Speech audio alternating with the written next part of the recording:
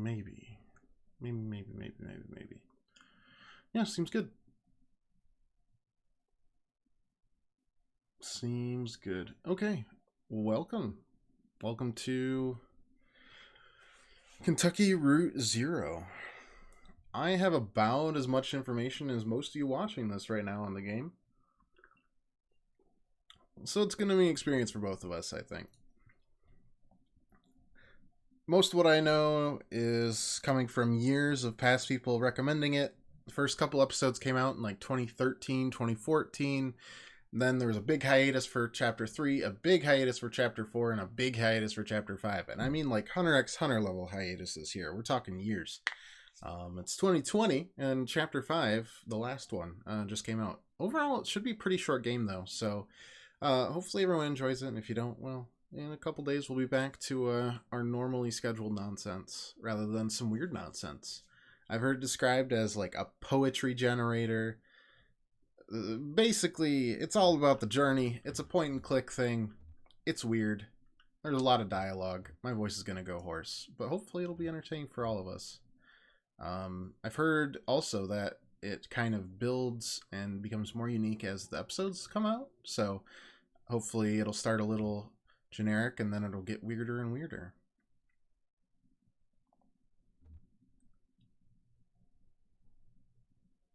Just got in and you're dying. I did the food challenge. Did you survive it? Which one? Blank video, audio, tape. How old school do we want? Now let's just do a blank notebook. Act 1. Limits and demonstrations. Let's do it. Pirate, how did your what like are you? Well, you're alive, so you know what? Doesn't even matter. Equus oils. That means you win. You win everything. Now, was the food challenge for like? Ooh, I like the style of this already. Was there a reward for doing it, or was it just like you can do this? Because I know there's some places like big steakhouses in Texas, right, where it'll just be. Is it a dog? That looks horrifying. Oh, no, it doesn't. It's just very skinny. Hello, dog. Where you won't pay for your steak if you finish it. It's like a 72 ounce or something nonsensical like that. An old hound and a straw hat. Both have seen better days. Truck. Moving truck rumbles softly to itself. Painted on its sign are the words, Lysette's Antiques. Furniture, glassware, curiosities. Post a pic in the Discord. Excellent. Excellent. Alright, so it's point and click. It's kind of cool. The actual click is a horseshoe game.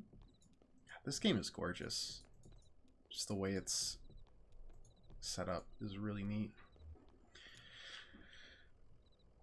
Free for dessert for life and a shirt if you did it. That's pretty good.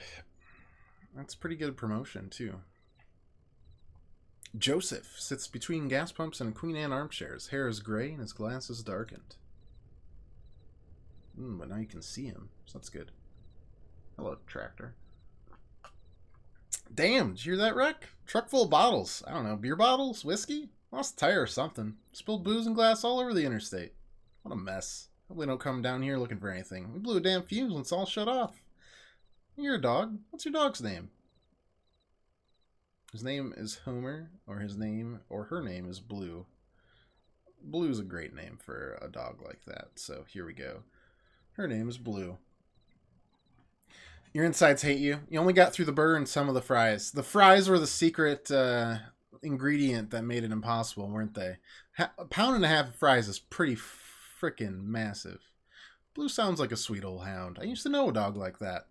Here's some jerky for Blue. I made it myself. Didn't turn out too well, but I bet a dog will eat it. Getting late, right? I can feel the sun on my neck. That's just a few feet off the horizon. I'm driving and leaving, looking for a dog to drive.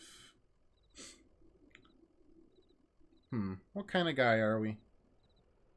We'll be a waxing poetic guy, shall we? Yeah, it's truth. You gotta stop and breathe in that road. I bet while you're out driving, you let your eyes wander up the tree line and just, well, I bet you're more of a poet than old Joseph. How long have you been working here, Joseph? I've been working here a number of years. It's pretty okay, you know? I've got an advanced degree and a few publications. It's pretty okay here. Listen, you and Blue have been driving up and down 65 all night. Dogwood Drive is on the other side of, well, to get there you've got to take the Zero. The Zero's a tough route to find, but you can use my computer to look up directions. You have to head down in the basement and reset the circuit breaker first. I'll be happy to have those wine lights back up anyway. It's too damn quiet out here. Basement door is back there in the office. Appreciate your help, friend. Oh, here. Take this lamp. It gets dark. Good. Your body said no more after some of the fries. At least you know your limits and didn't puke. That's a victory in and of itself. And you probably won't have to eat for 3 or 5 months.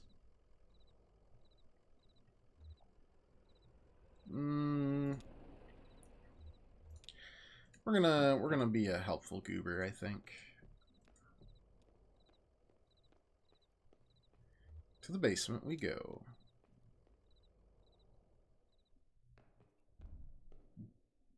Yeah, this really is an old school point and click, but without like the pixel hunting for the perfect item. There's a sign down here. A dusty, rusty sign is bolted onto the wall. Sign.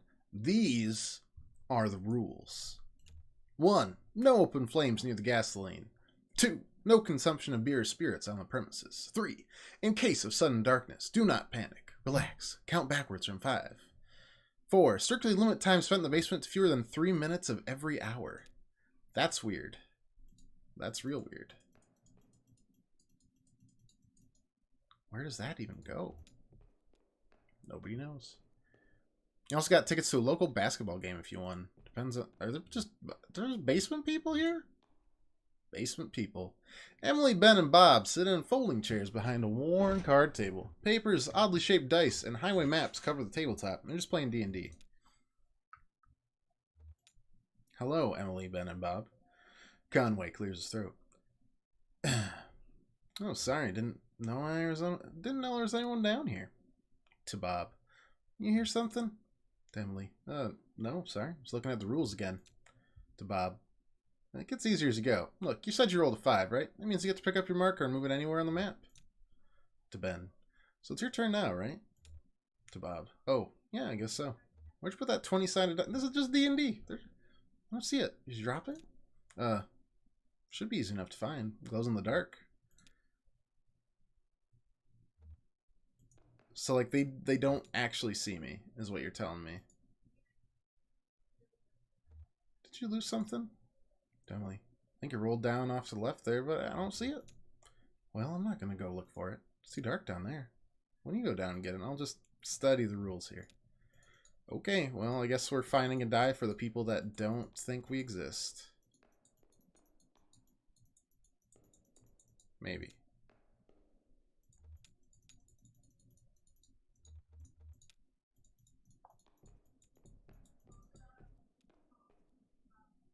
Or something. I'm not totally sure. Can we get past? We can't get past. Okay, well. Maybe we'll talk to the goober here about the fact that he has 3 people in his basement? Just kind of hanging out?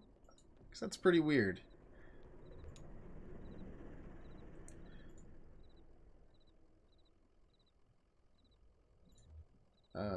There's some people in your basement playing that kind of game. In the basement? No, I don't think so. Yeah, Lamplight is playing tricks on you. Cool. All right, already going crazy. That's a good start. Everything's good. Guess it depends on the basketball game, because like a local basketball game here would be legitimately atrocious.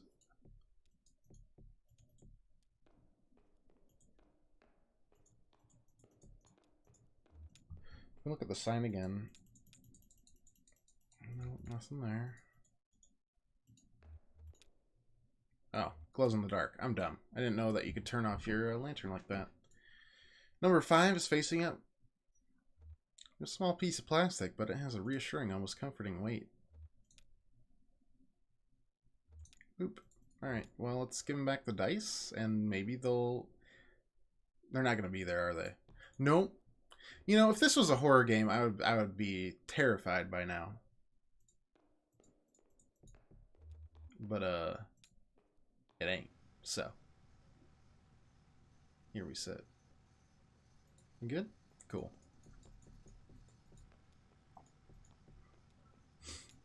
Alright, well, let's just pretend that never happened.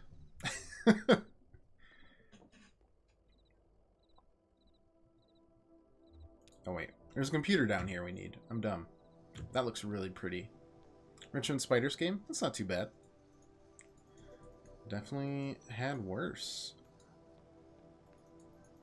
Nothing there. Where the heck is the computer then? Or is the computer somewhere else and the breaker was in the basement? I don't know. Let's go talk to our goober again. Please? Please exit up there? Pretty please? Hello? Please, thanks. Thank you.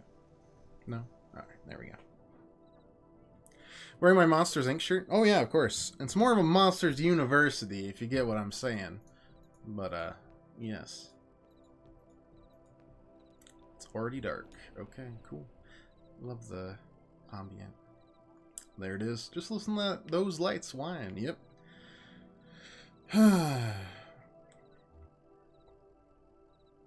We suck at basketball. Bold words, my friend.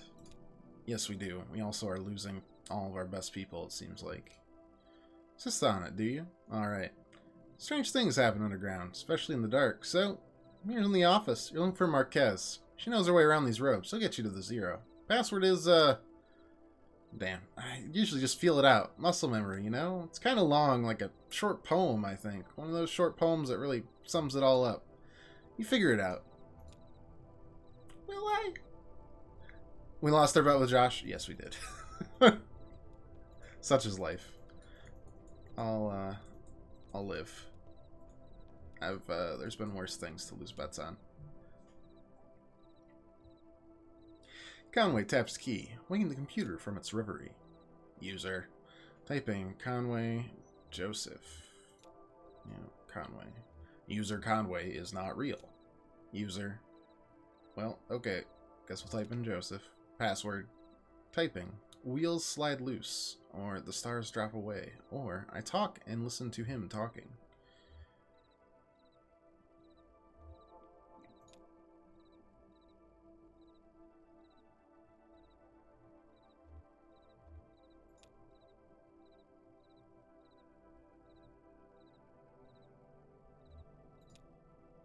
The lights whine. Oh yeah, of course. Perfect. Easy peasy. Figure out poems. We are exceptional at it. How's it going in there? Figure it all out? Ah, sure you are.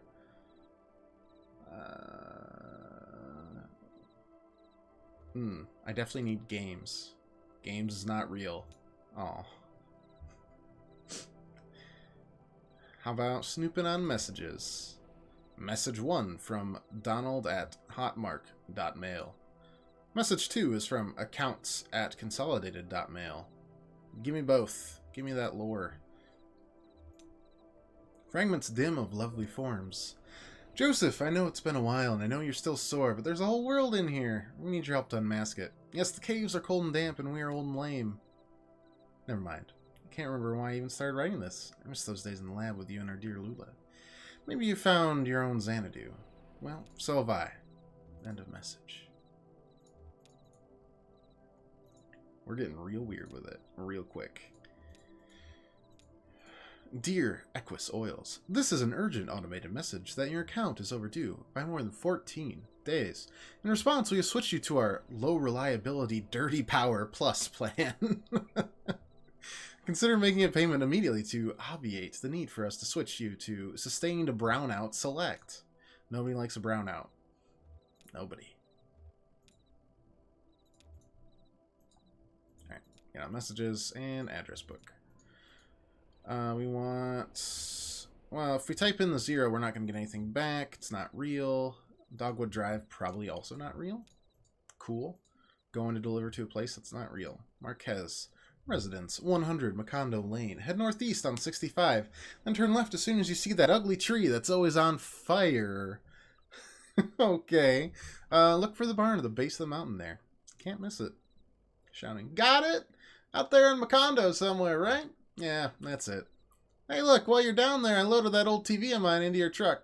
I brought that thing from Weaver Marquez a number of years ago. Now the power's all weird over here. I can't pick up anything but static and public access anyway. She always was more of a reader, but maybe she'd want it back at home. It's a nice TV. On the road again. In a second.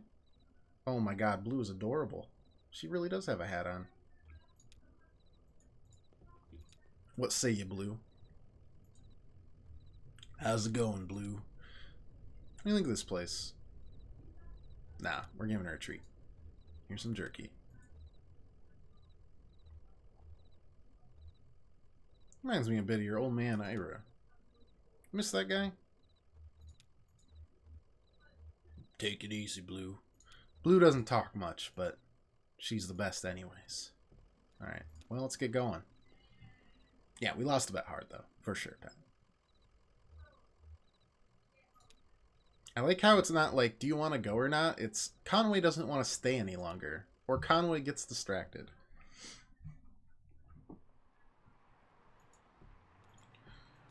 Ooh. There's a wreck. Let me took a peek-see. Oh, there really was a big wreck. Interesting. Yeah, the art style here is gorgeous. It's very... I don't have light. Okay, well, what do you think about that, Blue? Don't really know why we stopped here. But just because I could. They coffins? Yeah, it looks like a couple of them could be. I feel like we're going to come back here. Yeah, they probably could be. Are we supposed to go this way or that way? Field notes. Northeast on 65.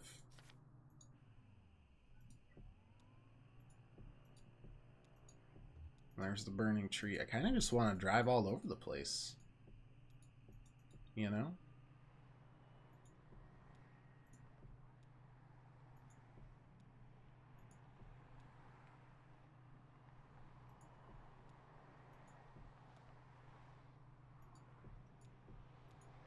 Just fall off the map. It's easy. No? Okay. Well.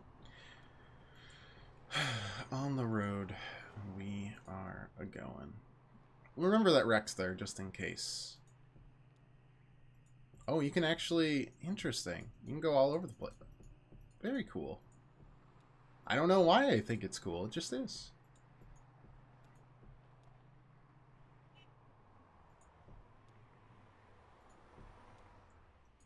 The dragonflies are gone too. That's weird. Oh, there it is. Dragonflies.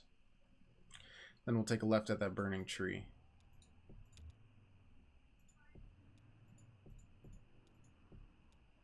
Please? There we go. The truck jerks towards the shoulder, nearly run off the road by a swarm of dragonflies. Their wings beat briefly in the headlights and disappear into the night. Tall black oak burns on a hill above the road. And there's the Marquez farmhouse. Act 1.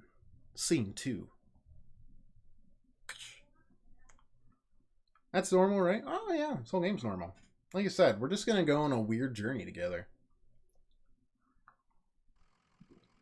And this is probably going to be the most artsy, fartsy-ish game we play in a long time, so... kind of nice. Maybe besides Gris. We might play Gris soon. Greece or Gris? It's probably Gris, because it's French. And hey, I mean, if you guys suffered through Disco Elysium with me, and by suffered, I mean, not literally. Disco Elysium was fantastic, but in terms of the amount of dialogue in the game, that's pretty much what this is going to be too, so. Family graveyard set off to the side of the house. Headstones are inscribed with the surnames of the unfortunate. Nowakowski, Padilla, Marquez. Yeah, the shadow's excellent. How they do it. Everything's kind of still set aside. Has some contrast.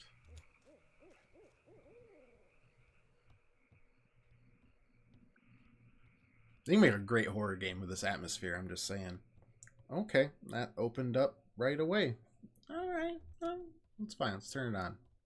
Oh, hey, how's it going? I was just thinking what a lovely house we have. Do you like it? Have you been here before? Did you happen to see an owl? Sure, it's a nice house. I know. I like the large beams that want to run across ceilings. I like that we sit in the house. I like to sit in the house and think of the hills and bluffs surrounding us like a cradle. There used to be another house here, but we had it destroyed and we built this one. It was very expensive. We got quite underwater. What do you do for work? Is it too difficult or do you like it very much? I was once a mathematician. Are you looking for something in particular here? I'm looking for the zero. Well, no. You asked me about my job, so I'll do that. I believe it's hard times for a small antique shop. It's hard times everywhere, even out here on our little farm. Parents just stopped paying the bank a while back. I shouldn't even be here, but I just stayed. I have some notebooks. I'm only a little bored. I prefer to watch TV occasionally. Actually, I haven't got a TV here that I think belongs to you. Please set it up, then I can explain to you how to get where you're going. The zero. I know. Okay. Whatever you say, blockhead with glasses on.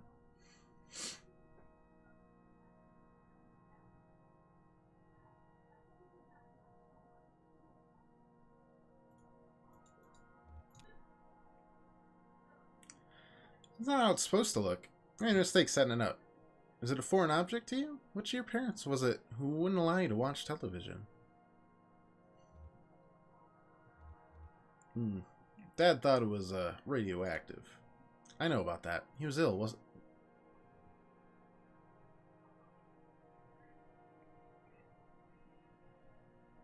Ill, wasn't he, mentally? I mean, kind of cautious, timid. Cautious, yeah, that's the way to put it. You have it all backwards. I'm not surprised. Are you? You been paying attention? I don't think you have. It's time to start paying attention now, Conway. Look closely at the television. Okay.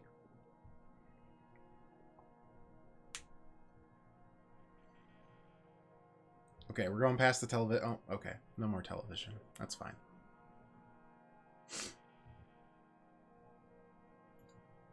Hey, wake up. You spaced out for a minute there. What do you keep out in that barn? Used to be tools and feed, then books. Now I think it's mostly spiders. Great. Never go in there. TV is picking up the wrong signal. My cousin Shanna would know more about it. She fixes TVs for a living. Well, she used to. I think the new models are giving her some trouble. Your cousin? That's my father's brother's daughter, Shannon. Yep, that's how cousins work, thank you. We're about the same age. Well, we used to be. She's older now.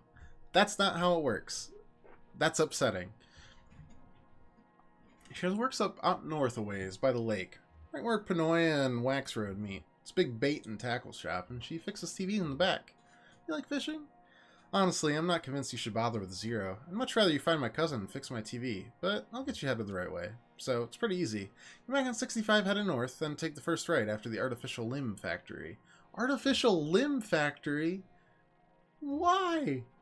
From there, your arrival at Zero is basically inevitable. Nice to know you, Conway. Keep your eyes open, especially in the dark. It's weird.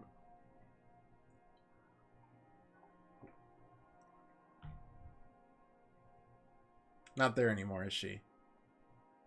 Stop with the whole just disappearing. I don't like it. I don't like it at all.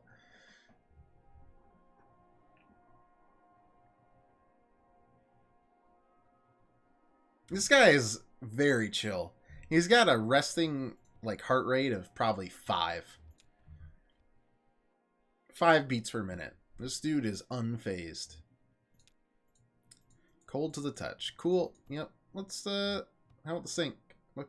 No, it's nope. Cool. Great. Yep. Awesome. Well, goodbye, ghost.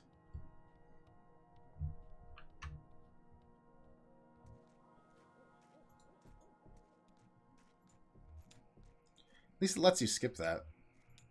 1 second. Car's gone as well? Huh. See, I expected this to appear with... whatever.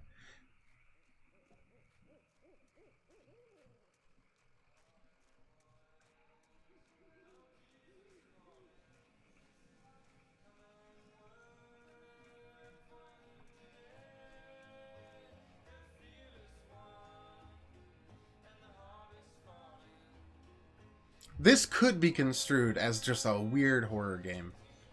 It isn't. But damn could it be. It would probably be excellent too. So north by the lake, right? Yep. I don't want to actually click on you, but I appreciate it nonetheless.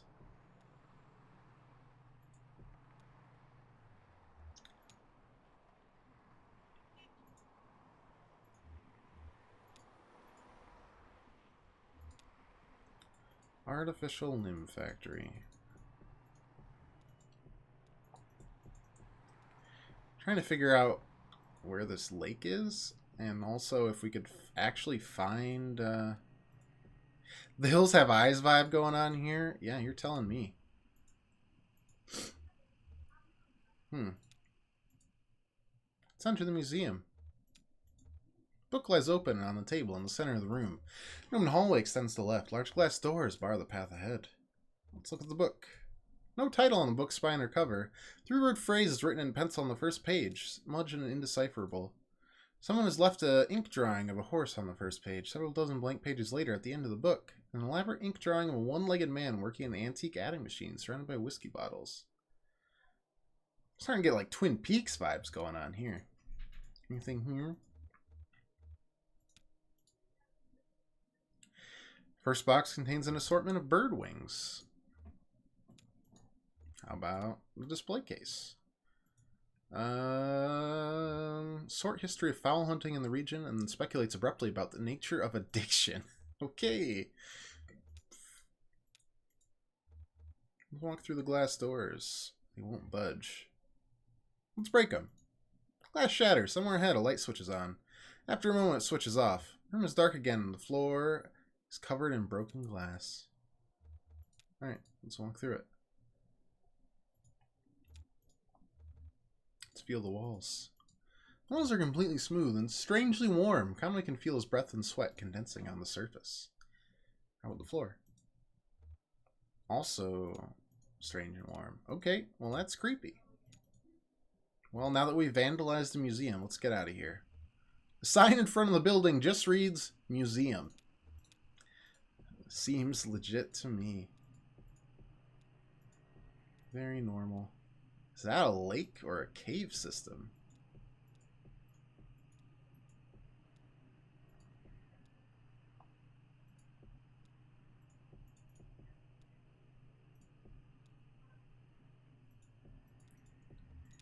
One second.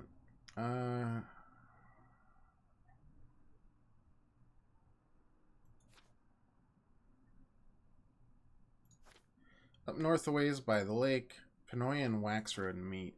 Okay, yeah, I want to meet her. That requires us to actually get on roads, though. Come on, get. No, you don't want to? Okay, that's fine. Bacon Creek. Frenchman Knob Road. Hammondsville. Yeah, I mean, Cub Run Highway.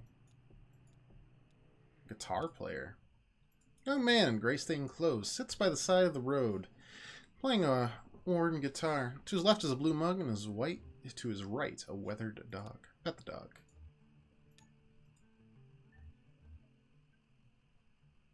$1 in the cup. The young man stops playing, pulls the wet dollar bill out of his whiskey, and hands it back to Conway. Whoops. Sorry for ruining your whiskey.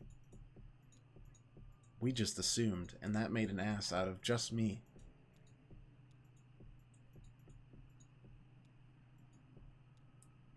Wax, wax, wax, wax, wax, wax, wax, wax, wax.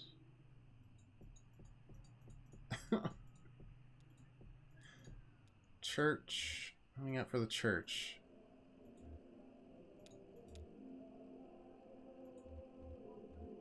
Nope. I get weird vibes from the church. Not even gonna touch it. Not even gonna think about it.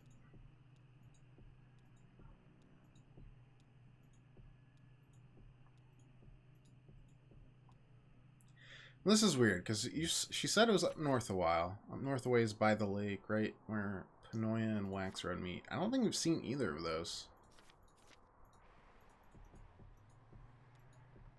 I'm afraid if we get on the 0, we're gonna miss whatever that is. Maybe not. Maybe I'm crazy. Because that's the first right. That's Raider Hill Road. Priceville, Wheeler Mill.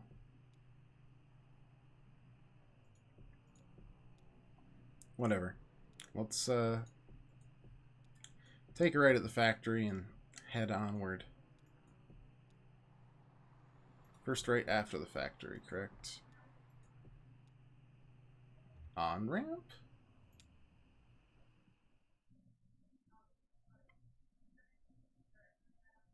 Act 1, Scene 3.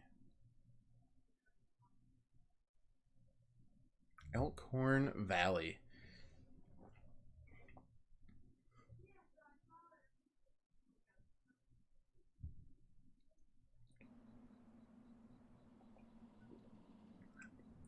This is the route, huh? Okay. What do you think about this, Blue? How's it going? Not sure that lady was right about the on-ramp to the 0 being here. Better look around, though. Must be down here somewhere. Let's take our time and check this out thorough, okay, Blue? Alright. Woof woof.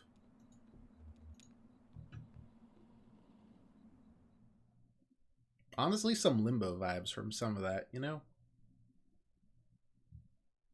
Okay, that was a scene. Elkhorn Mine.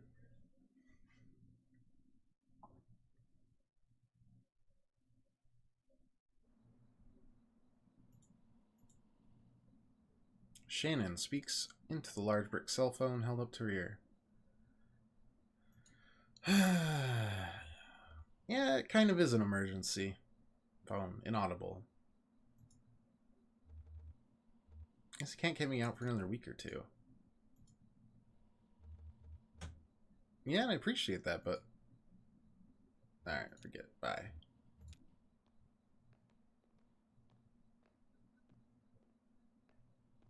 I like how we can just basically create our own narrative. Oh, now we're Shannon. Excuse me, ma'am. I saw the light on, and I'm looking for the on-ramp to... Do you believe in ghosts? Well, let's see. I do believe a place can be haunted, if that's what you mean. Well, a person. Can a person be haunted? Sure, I guess a person could. Sometimes I feel haunted myself. Me too. Oh yeah? Was that what led you down here? Yeah. So I guess this place must be pretty important. Maybe I'm in the right place after all. Here's what it is. I drive deliveries for a shop called Lysette's Antiques, and I'm out here trying to finish this job. What stuff are you hauling? Antiques. Good stuff, too. Lysette has a sharp eye for the little good it's done her lately. You know, it's just one recession after another. Everyone's selling their old stuff cheap, and nobody really buying.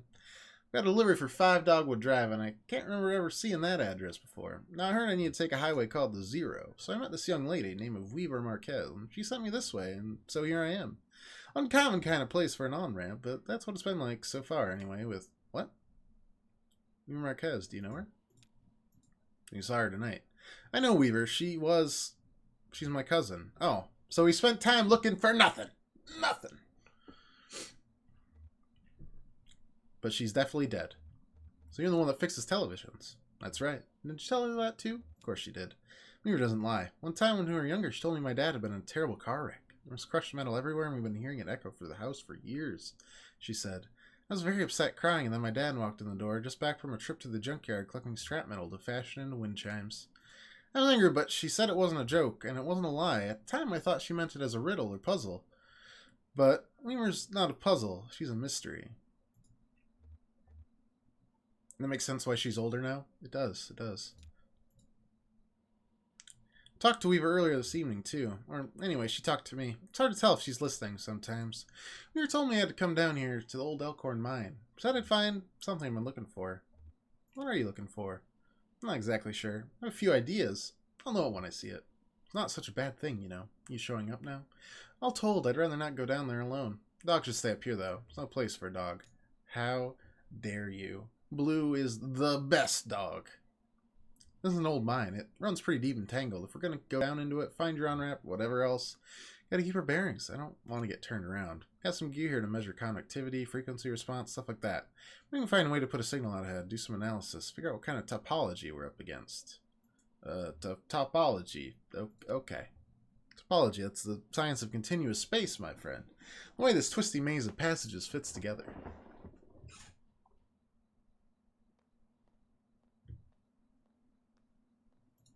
Oh, now we're back to being,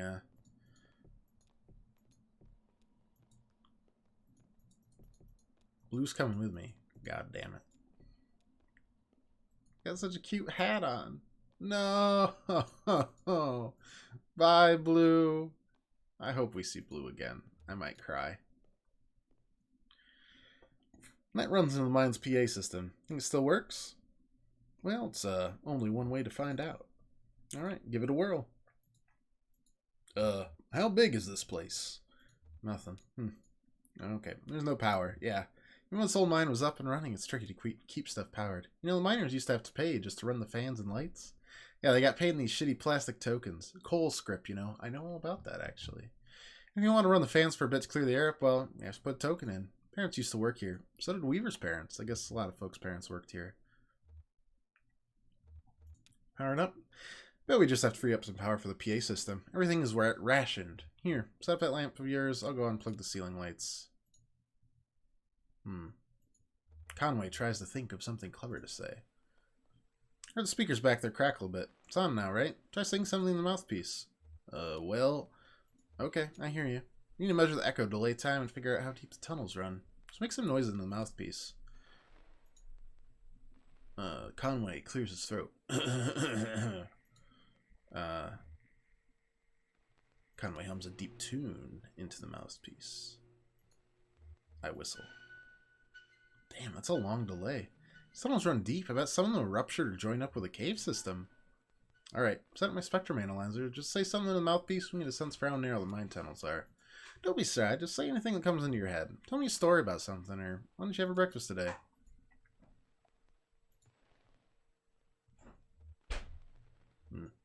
Here's a story. I used to work doing roof repair.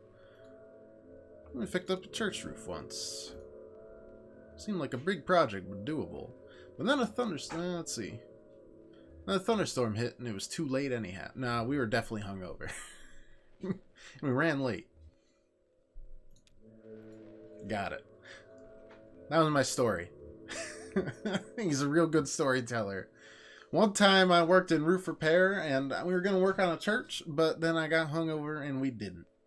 Anyways.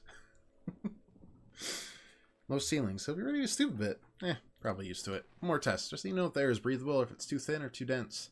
Just a real close to the mouthpiece and breathe. I'll measure the resonance of your breath with the air in the tunnels.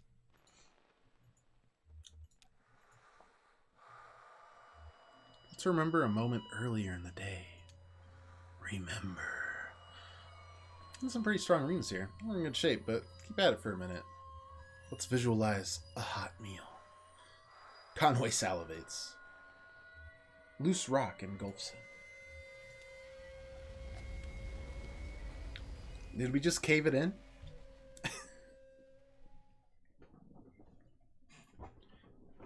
Have I manufactured a cave-in? Maybe. End scene. Clap, clap, clap, clap, clap, clap, clap, clap. Yes, brilliant. Oh, truly exceptional. Jesus, you alright? What the hell? My leg is stuck. Shit. Okay, I'm gonna pull you out. We have to get out of here. There you go. Okay, are you hurt? Can you put any weight on that leg? It's all messed up. Here, let's get you onto the tram. There you go. Now, let's see if this thing has power.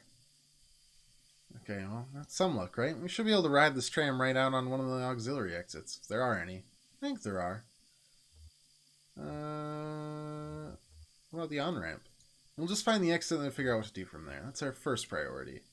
Controls over on your side. Let's get moving.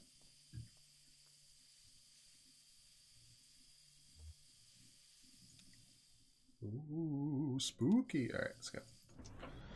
On the road again. On the mine tracks again. You know, what if a Donkey Kong minecart level went at this pace? Realistic Donkey Kong minecart level. I feel like it'd be a little less thrilling, you know? Just a little bit. See a gap coming, you kind of like check your stopwatch, go to the bathroom, come back. Alright, we're ready to make the jump. Turntable. Ooh, this is weird. Oh, here we are. Maybe hard to believe. It's hard for me to believe myself. But this whole branch was underwater last I heard. How'd that happen? Careless miner. Someone had a machine bored through an underground lake.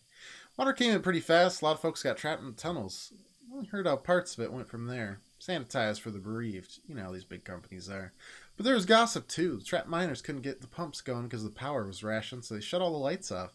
Even then it wasn't enough. I guess it was dark when they... You lost some people down here, didn't you? We all lost people down here. Well, not all of us, but most of us. Doesn't matter now. Look, this old turntable's still wired up. Controls are dead, but I can use my signal generator to keep switch tracks. Water doesn't damage it too much. Or I can just keep heading down this tunnel. All this junk hanging up around the turntables from the company's store. Just junk, you know? Miners would buy it and use it to decorate the place, or just landmarks, I guess. Hard to know which way is down here. It's also dim and gray.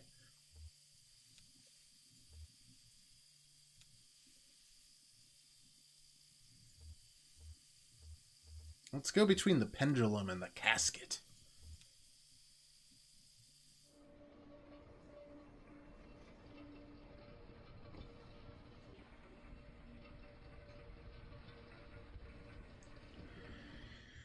Alright, well, let's go.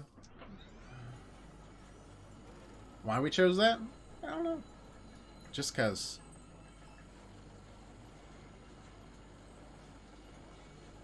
I'm seeing nothing here that couldn't be a horror movie, though.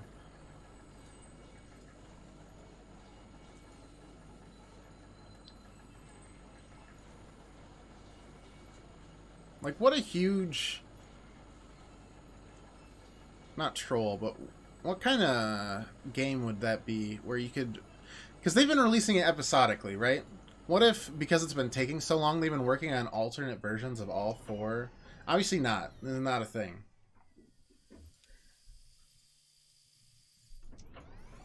Was that all? Alright, well, we're not going that way. And when they release episode 5, you have to start over from episode 1. And everything's very similar, but it just slowly devolves from what you've played in the past years into an actual horror game. That'd be pretty cool. But it'd also probably definitely betray like everything this game's about, which is up for debate considering we're only like a little bit into the game.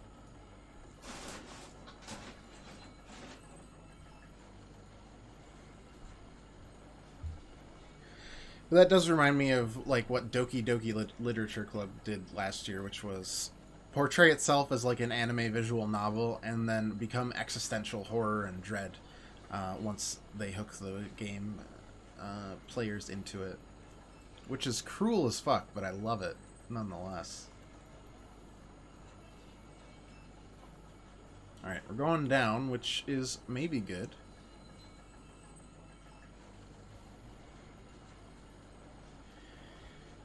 That looks like we can exit. Stage. Stage. Damn.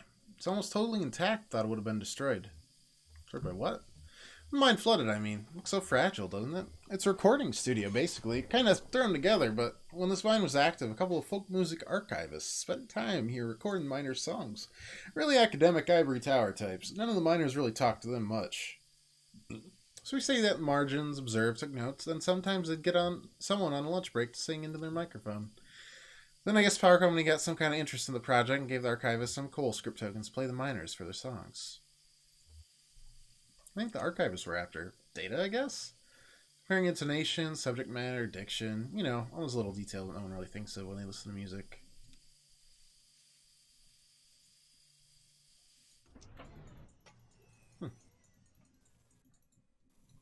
Well, not the right way. I thought that was the way to escape. Sure looked like it to me.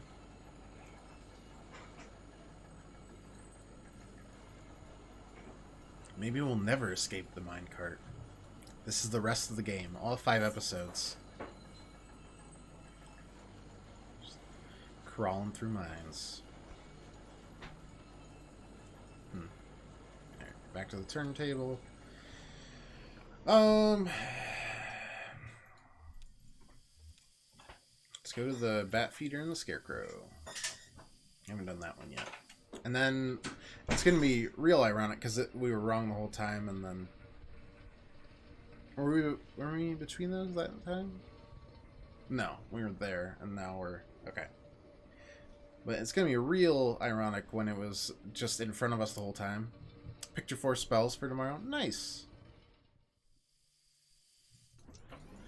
Very nice.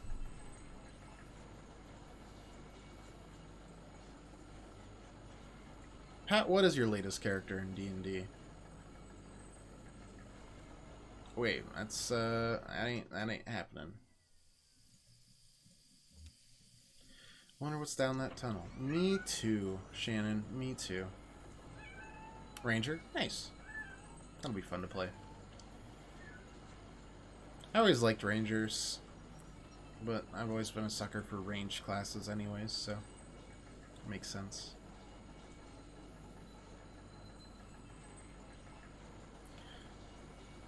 But my true addiction to pretty much all RPGs is the tankiest of characters. Always. Just, I will tank just everything. Dead end. Alright. Cool. Great. Are we in the surface?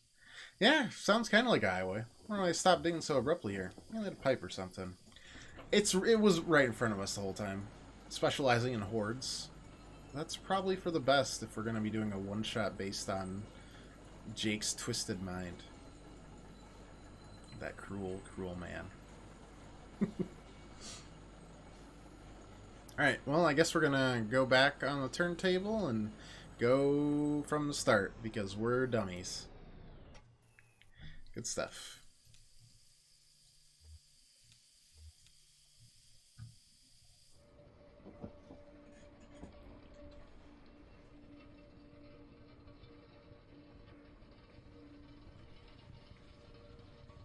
Index.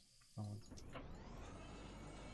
Hunter's Mark is like literally feels like a necessity for Rangers. I don't know anyone who never takes it.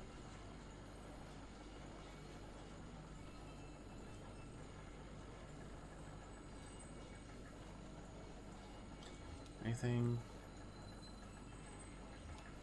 Whoa, that was creepy. There's definitely a silhouette there. But it's like you can see the miners that are here. That's cool and creepy all at the same time. They were all going in and out. Alright, well, let's get out of this place. Please. Yeah, okay, that tunnel where the tracks are broken, I'd like to take a look down there.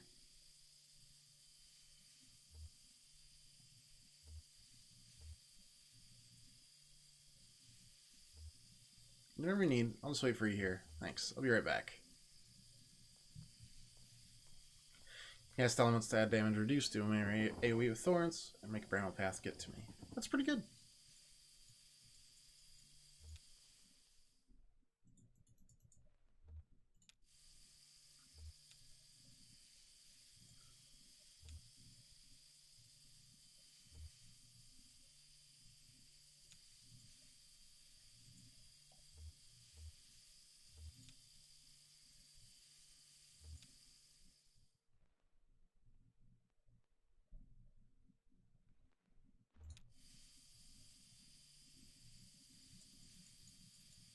Oh wow, we are gonna look at. We're just gonna wait for her, I guess.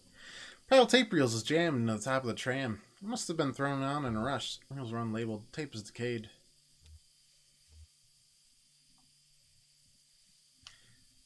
Charlie, the most bizarre taste in music. Weird, noisy computer music. Why do you hear that stuff? Leaville, probably. Or college. Smart kid. Damned pity. Damned pity. Didn't like the music that I like. Music in my day. So much better.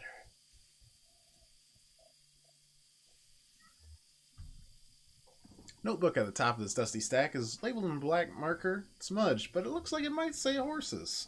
Houses, maybe? Or verses, even? Crude and hurried handwriting, too. Lysette has immaculate handwriting, pristine and measured, cursive. Never a stray mark. For the last several months, she filled out the receipts at each order. That young couple complained about the handwriting in the order slip. It's carbon paper anyway. It's bound to wear away over time. So precise about the record, they should put it on the computer anyways. Just gonna wait here for Shannon. I'm just gonna leave, I guess. Okay, so this is just the exact same spot that we came in.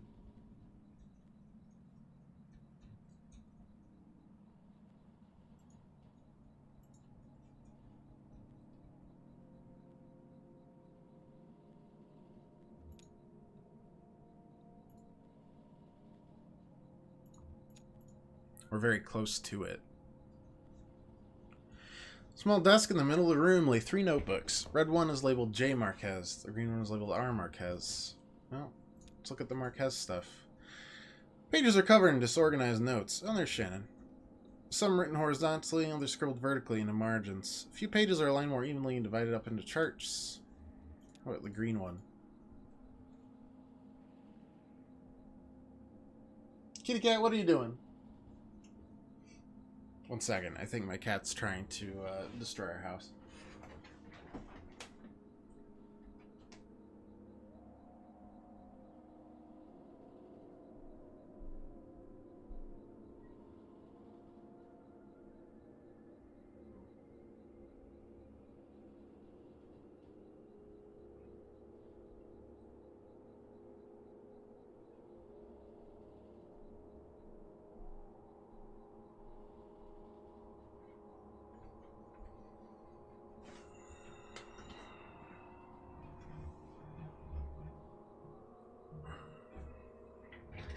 You are the biggest baby troublemaker I have ever met. You know that?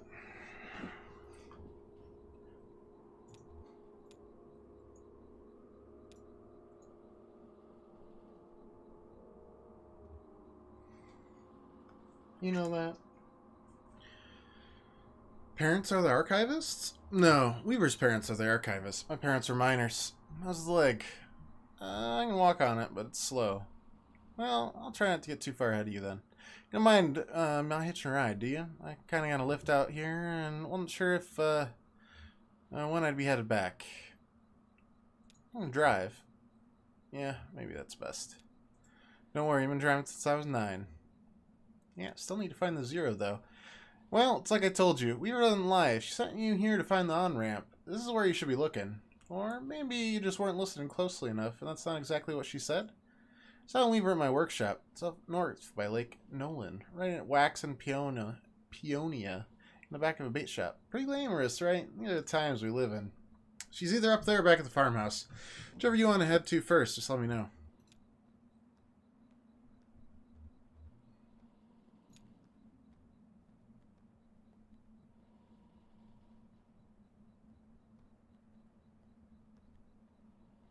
Come on, Blue.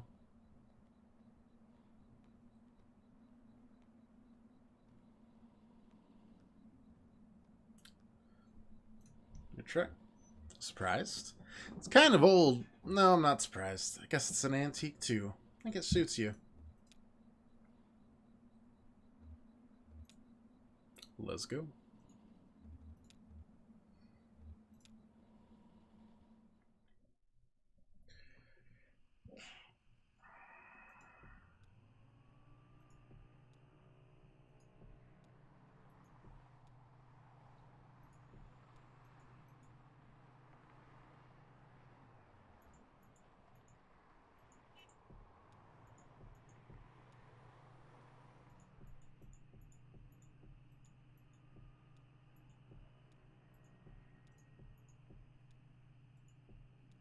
Oh, there's wax.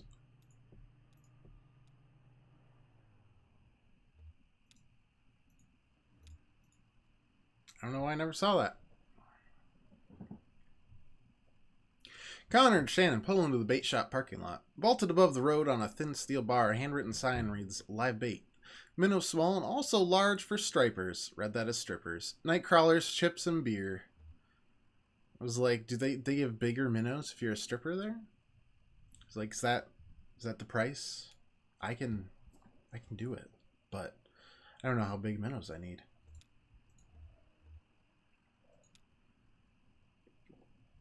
Conway, and Shannon walk around to the side of the building into the workshop. Walls are lined with cheap metal shelves, loaded precariously with vacuum tubes, awkwardly shaped metal casings, and coffee cans full of electronic components. Shannon leads Conway to the back of the room where a few TV sets in various states of disassembly are set up on a rough wooden table. She flips the switch on the power strip they're all plugged into, and the TV sets tremble to life. Let's ask her about Weaver. Shannon points to a small security monitor on the table. The image on the screen is just black, but it seems to be fading slowly, almost imperceptibly, between different shades of black. Shannon tweaks a few knobs on the side of the monitor, but the picture doesn't change. Let's stare at it. The screen is a cavernous black. It hums and swells at the pace of the tide. Conway loses track of the workshop's walls. They could be inches away or miles. He's adrift on a black water, traveling swiftly towards a rocky shore. Should be a lighthouse or a buoy by these rocks. It's too dangerous. Shannon switches off the power strip. Weaver's not here. Well, on the road again. Again.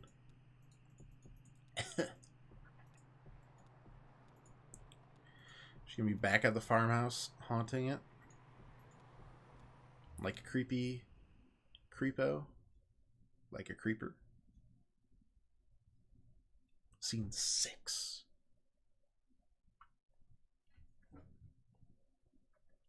Marquez Farmhouse.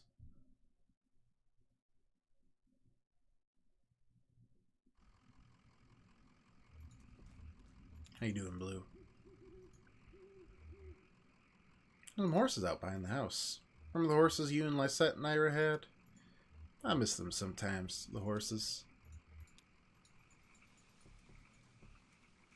Oh boy. This is slower than the minecart because my frickin' leg is injured. Oh. Anyways, how's your life? Don't worry about missing anything. You could take an actual 10-minute nap, and I think we might get up to about here on the hill. So, you know. We got time. I'm actually going to click, like... Can I click here? No, it's locked me in. Cool.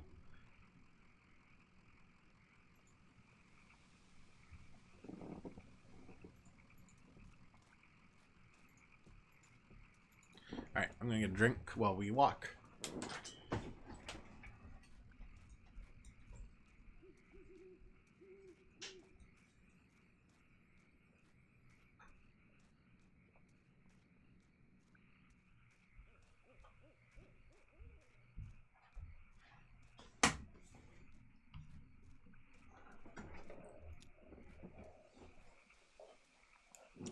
Should have said my leg is fine.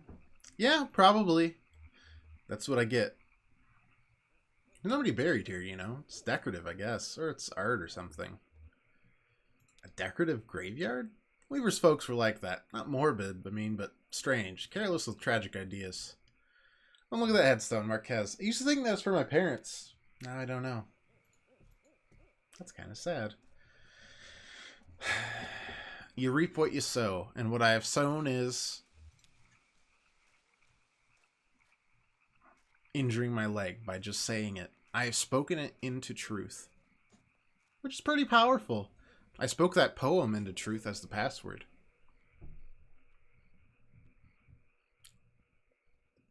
Yep, still really weird.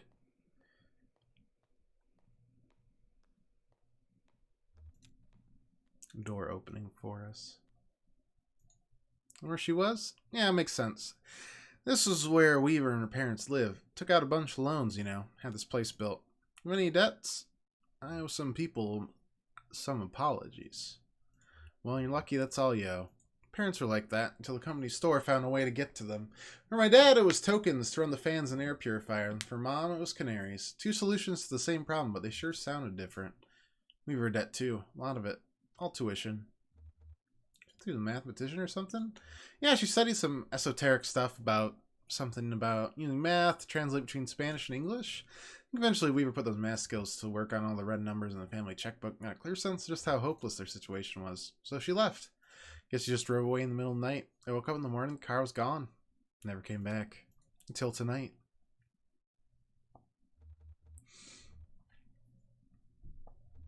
You happy to see her? I don't know. It was so sudden, and it wasn't like a reunion. She just appeared. Oh, that's not something you see every day. That old TV right there. That is a damned antique for you. I had a model like that in the shop once, but I had to sell it off to make rent. Most painful decision I ever made. So you mind if I open it up? Looks like the dials are all corroded and the screen is leaking light a bit. Come on, bet Lysette would never forgive you for letting a specimen like that fall into disrepair.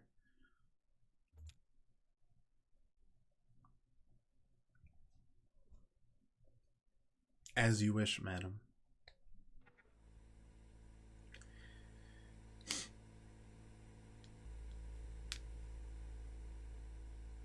Oh yeah, these tubes are all messed up. Look like they've been in a swamp or a cave or something.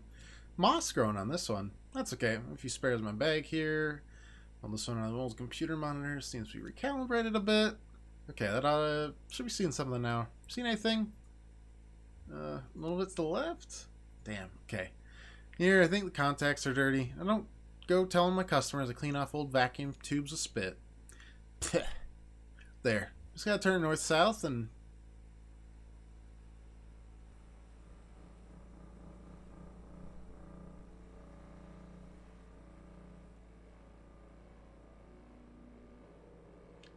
I see a Route 0 sign.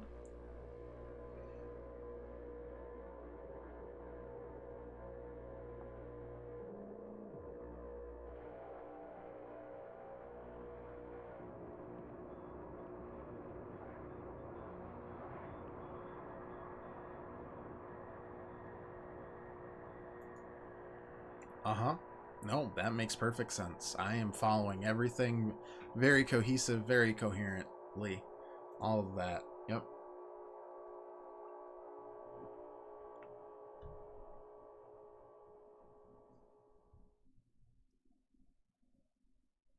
At least Shannon seems to be in our same situation. Where she's like, I don't really know what's going on. That was just the end of Act 1. This is why we buy all 5 at once. For sure. Chapter 2.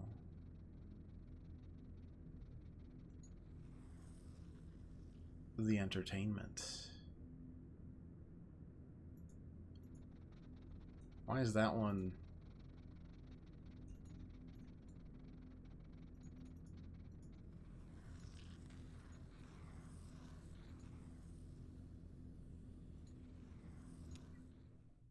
Let's do it.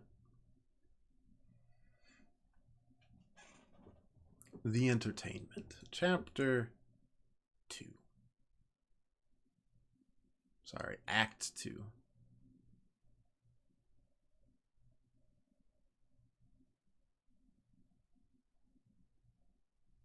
We're in a little bar. In first person mode, I guess. Nope, we're in a theater. Okay. Oh god. I'm in the scene. Too goddamn hot. It's cool in here. Yep.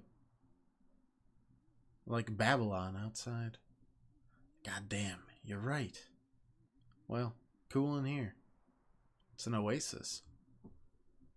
Wonder how Ted's holding up. This feels like a Red Room scene from Twin Peaks where they try to frickin' tell you everything, but in the weirdest way possible.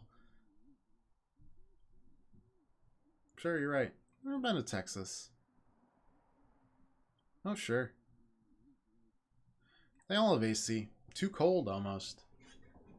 In July, even. Texas is not too cool in July. Yep, hotel life. That's living. Maybe too much. I mean, what's to stop him, really? Meet some tall thing at the hotel bar? Nah. Ted's a good man. Nah, I know. He wouldn't run around. You're right. How about a beer? No beer today. Hard Times whiskey. That's all you've got? It's a good whiskey. Local. Yeah. Take deliveries from them? Sure. You ever see one of them? The boys from Hard Times? What? I heard they're strange. They work hard. They make a good whiskey. Who are we to judge? Sure, who are we? No one of consequence. What's all this bread for? Sandwiches. Rain's Law. The old ones went bad while you were on vacation? You have a good time while the sandwiches rotted? Oh, you know me. Couldn't shut it off. 7 days on a beach, all I could think about was work. You know, new kitchen, maybe hire a hostess, you know? A hostess? At the lower depths? Crazy. Nah, it's not so crazy. I was in a bar down there in New Orleans. They had a hostess. Some dive. She seats you and, I don't know, points out the specials. Could have specials every night in here. Drink specials? You make cocktails? Ah, food specials. Monday night chicken. I don't know, grilled chicken? Caesar salad? Class it up, you know? Bess would have liked it. Here's to Bess. Yeah. Let me grab a... Here's to Bess. Good Christian woman. Good Christian woman. How about that sot in the corner? Not bothering nobody. Been here long? As soon as I opened. Got started a bit earlier, I suspect. On a bender, huh? Sleeping in a ditch or something? You don't think maybe Ted? Nah. Ted's a good man, honest, well liked. He's liked, but he's well liked. Sales is a good fit. Selling this is weird. You believe it? Someone has to. The Hammers. They don't sell themselves. Here. It's just hard, Ted on the road. It's tough all over. Let's do all day. Come here, I guess. Sure. That's what I do. Cheap drinks, conversation, and the entertainment. Sure. It's tonight. Oh, tonight it's, Junebug. I'll stay for that. Need some music. Get my mind off Ted. Something romantic, you know? Love song for when the world was young. Around 8, maybe. Well, set him up slow or I'll sleep right through it.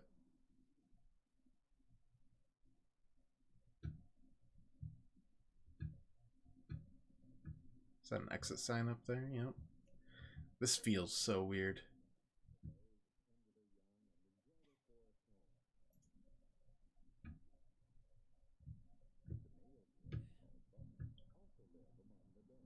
Wakefield stuns in entertainment. The premiere at Buffalo Street Student Theater was a curiosity.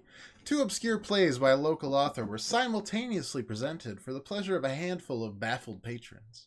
The result? An absorbing if unfocused drama about the ills of debt and dishonesty.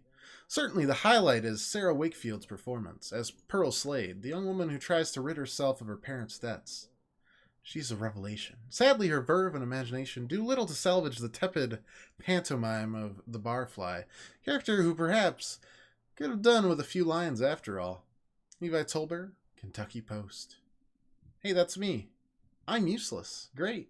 Set designer's notes. Doolittle must have been an odd bird. Many playwrights, Tennessee Williams or Eugene O'Neill, spend as much energy on precise descriptions of the place set as they do of any of the dialogue, so my job is finding ways to be creative within constraint. But Doolittle only describes settings poetically. To be honest, I think it preferred there wasn't a set at all. Well, here I am, building one anyway. Served him right for disappearing all those years ago, the enigmatic wino. Don't mind a drunk, but I hate riddles. Lula Chamberlain. Act 2 sound cues. Sound 5, distant highway. Nature program. Drone number 2. Door opening. Door closing. Car passing by. Put back on that weird dinosaur show, will you? Nah, those history programs don't make any sense. Because this makes perfect sense, right? This is totally normal. I think they can just say anything on TV. I don't believe there to be a damn word in the Bible about dinosaurs on the ark. We are in the South. Been a long time since Sunday school for me. Do you go to church, though? Nah, not since Bess. It was her church, really. Good Christian woman. Good Christian woman. Slurp. They pantomimed without actual glasses. I'm curious to see where they're going with it. I got you now. I just think they're gonna run out of rope before long. Dinosaurs on the ark. I prefer the nature programs. Yeah. Your vacation was good? 7 days poolside. Thought you said it was a beach. Oh, sure. No, it was a pool. Was it a pool? Or a beach? Maybe. I don't remember. Weird. Think I'm making this up?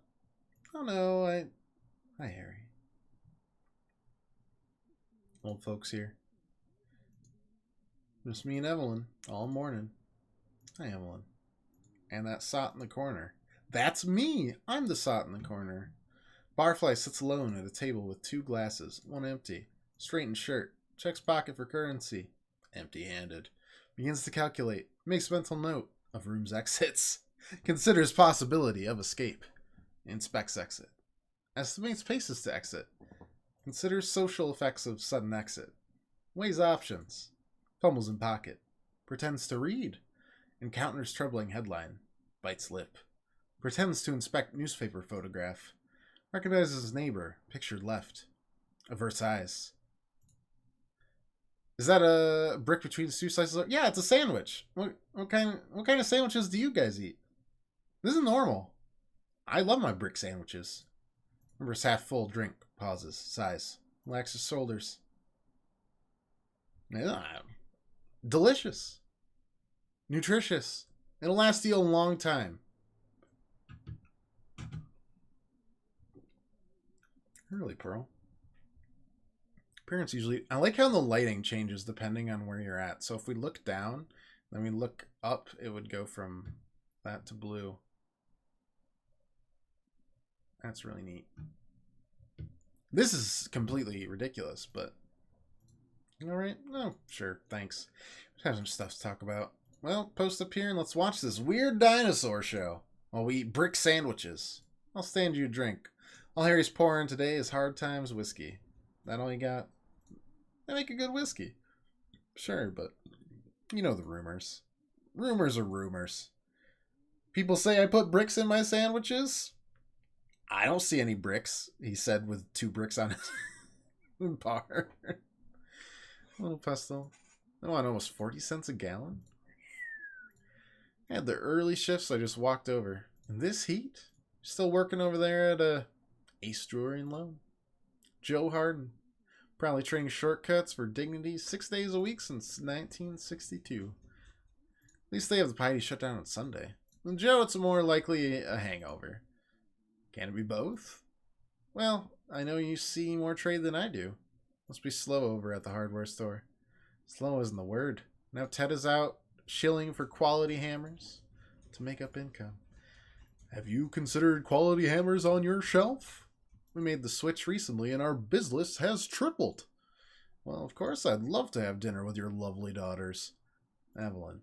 Hey, a man gets lonely out on the road. I know how it is. Nah. Harry, you've been traveling, right? Yeah, sure.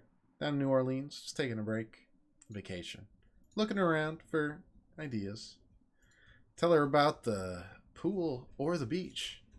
Evelyn. Sounds nice. And the hostess. I may just cut you off. Looks dejected. Clears his throat. So, the pool or the beach? Yeah, Harry. Which was it? Well, it was a week of relaxation, and now I'm back. You still look stressed, if you don't mind me saying. Nah, he just looks like that. Sure, that's just how I look. I've never known you to leave town, Harry. I've never known you to leave this bar. Oh no, I get out. Still drive that old truck? I don't know. I think they towed it eventually. Well, you say? Must have been years ago, Harry. How do you get around now? I take the bus or I walk. You walked to New Orleans? Watch it, Evelyn.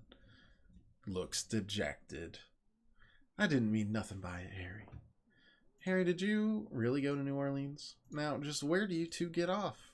Sorry, forget it. Sure, she didn't mean nothing by it. We'll lay off you and get back to drinking. Gotta be ready for the entertainment. Who's on tonight? Tonight, it's Junebug. Works for me. Round 8, I think. I'll stick around. I could use some sad music. Came here to break some hearts. What's that? To dash dreams. What are you talking about? Gotta talk to my parents about their bar tab. I won't be paying for them anymore. Hang on now. Nope. It's time to cut the old folks loose and head west. Can't keep enabling them, you know? So this kind of mirrors the first episode setup, right? The first act. That mathematician that left. I want to make a victim out of you. They'll come up with it somehow, I'm sure. No, it's not that. The thing about debts is you never know when they'll be reckoned and called in. What's that mean? I'm not saying anything, but I know debt, Harry. I see it all day. It's all around me, like a thick gray fog. It's in the air I breathe. At the pawn shop, they have a new financial technology. The ambassador, did you know that? Technology. It's a new kind of debt, Evelyn, and it's a mess. What do you mean, a new kind of debt? You know what we do at the pawn shop? Secured loans. We don't buy used goods. We take personal property as collateral on a loan. Then if you don't pay your loan, we sell your stuff. Sure, I get that. It works for people who couldn't get loans otherwise, I guess. Now, Hardin has this new idea. He calls it a payday advance, but it's just a short-term, unsecured loan with a wicked interest rate. No filtering. Most who borrow can't keep up. Then he has this big pile of debts with big returns on paper, and he can sell those debts to a bank. Huh. Who's borrowing like that? Who do you think? When Joe put me in charge of it. The only dark-skinned clerk in the whole shop. Think so? I know it. Don't you see, I look just like you. You can trust me. Joe knows they won't pay on time. There's no money in lending, but there's money in nursery. That's in the Bible. I won't be a shill. I just have to save a bit more, and then I'll go to California. I'll be a real clerk. At a credit union or something. Something ethical. I just have to get rid of these old parasites first. Ooh, parasites for your parents. Well, my tab is in good shape, I think. You're behind, too. Not as bad as the Slades, but... Well, Harry, the only thing I owe you is a handshake and this whiskey you're about to pour me. Let's say this one's on me, Pearl. I'm good for it. For today, let's just say it's on me. You're awfully strict about cash for a guy who just got back from a vacation. Drink up, Evelyn. Maybe you'd better find some other chair to sink into so your debts don't get you reckoned out from under you. I'm out for a bit. I'll be back later to disappoint a couple of old deadbeats. I'll stay for the entertainment. I won't throw you out, but just remember what I said. He never follows up with that. Let's look at our brick sandwich again. Good.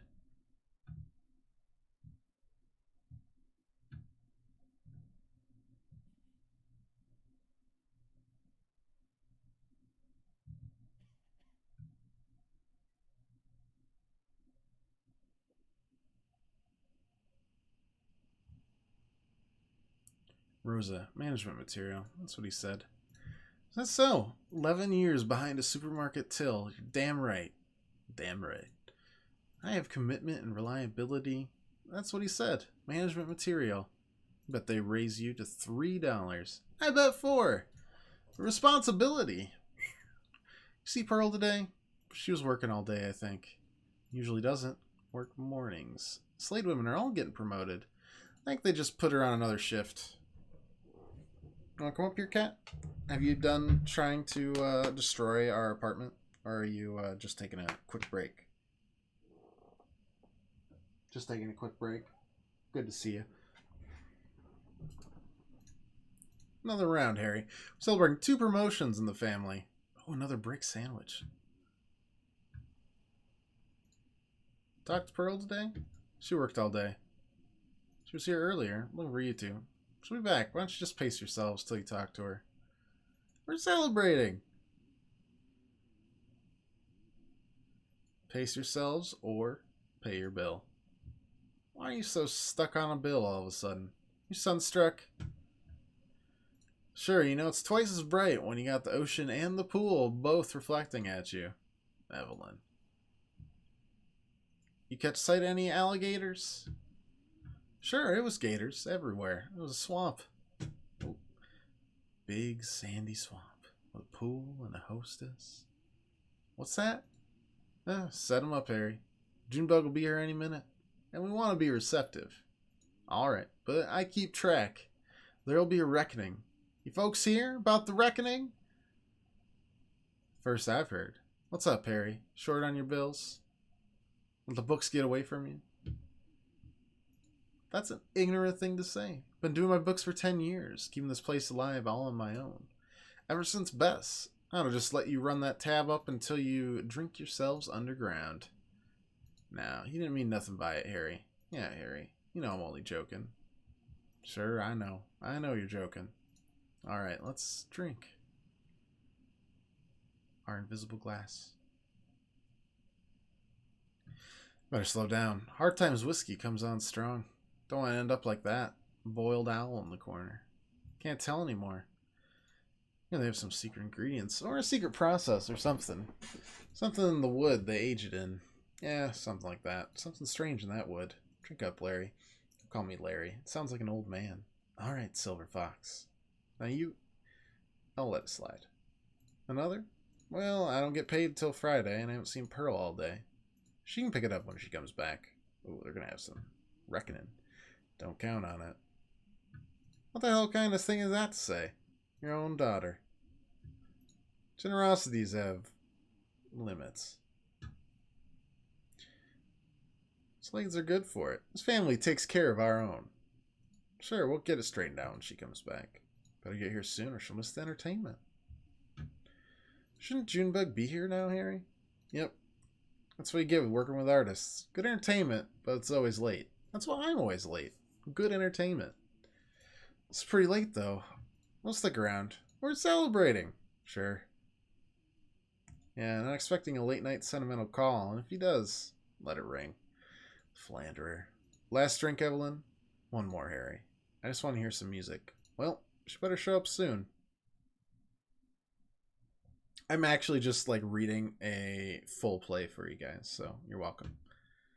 8 heroic beat with Resurrect Priests. So you got what? 4 more to do? So there's 12 total right now. Act 3 sound cues. Different sound cues. Writer's notes. Many of the audience considered leaving. If anyone leaves, let them leave. Theater is not a prison. If anyone coughs, cough also. Theater is not a sickbed. We minister to the audience. 4 more left in this one. 2/3 of the way there already. Kicking butt, man. Thanks, Lem Doolittle. Entertainment bores at times. The conclusion of the entertainment is obscure modernism posing as tragedy. We can always only presume that this is another of this company's experimental interventions into the original script, as it betrays the human drama so carefully erected over the prior 3 scenes. Lulu Chamberlain's set is unpretentious and realistic, with a handful of confident lighting cues. The dialogue has an easy facility for barroom banter, a disconcerting habit of settling into familiar grooves, and uneven but decent production. Where are we at? I love this song. I've never heard it. It's a love song. It's a Valentine. Sure. Ever been in love? Nope. Me neither. Well, there's Ted. I'm married to him. Son of a bitch. Evelyn. You love Ted, right? Well, he's a son of a bitch. Out on the road, selling hammers and hammering shop girls. You know he isn't. Well, I wish he would. You don't mean that. Sure. I don't mean that. He's a son of a bitch, but you have to stick by your family. Sometimes, even if it kills you. Do you? You just have to. But why? I love this song. What if they're better off without us? My folks could get better with money. Ted could, I don't know, meet someone new. He wouldn't. He's a good man.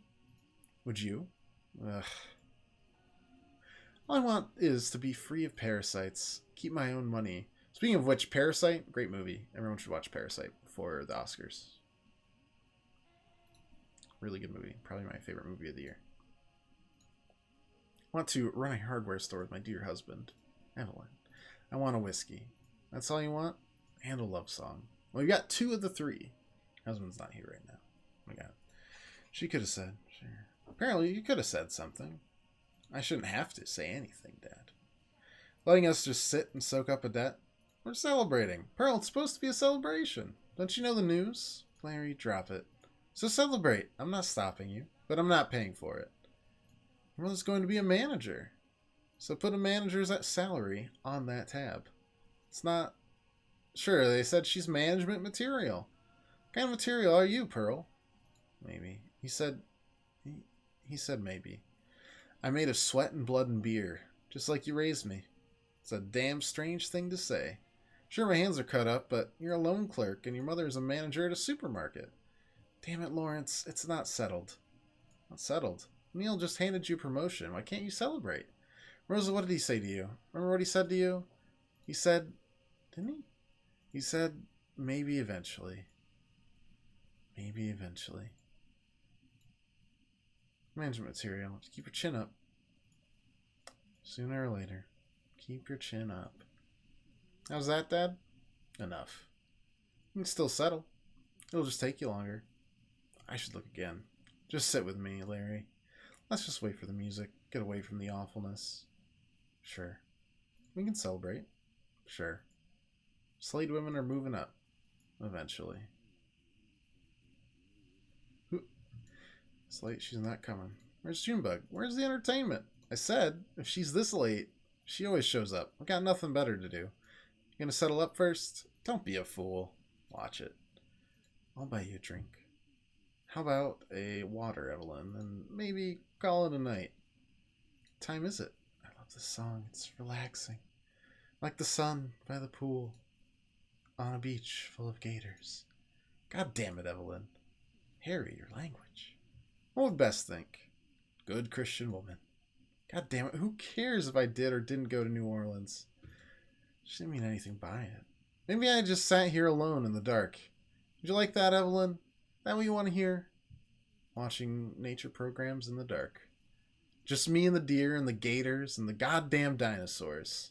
It's Harry's Ark, Evelyn. 2x2, out on the flood, into the poorhouse. She's just drunk. All on my dime. Well, there's going to be a reckoning, all of you. Just stick around and you'll see.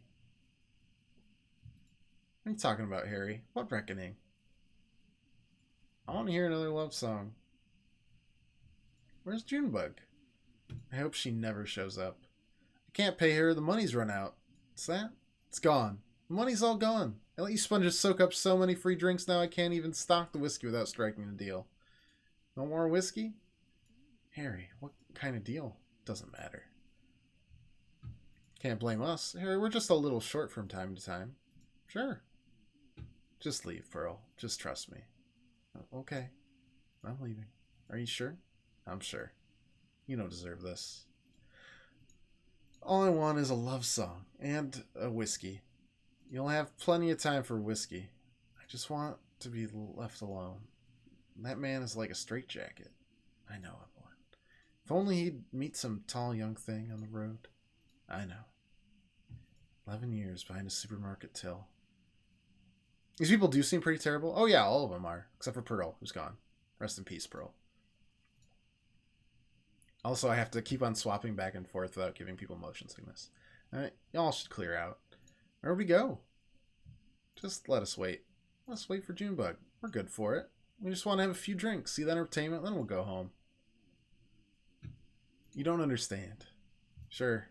We know you're struggling. We're all struggling. Aaron, you said you have a deal, right? God damn it, you don't understand me. Harry, your language.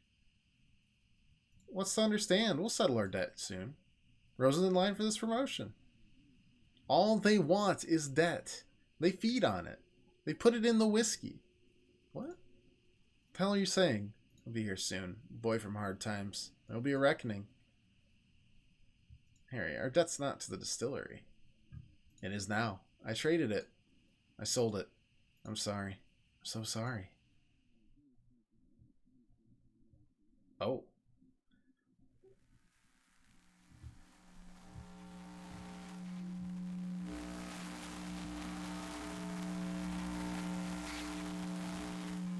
Uh-huh.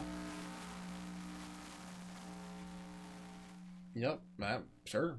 Mm-hmm. Yep. We are just so locked in. Makes great sense.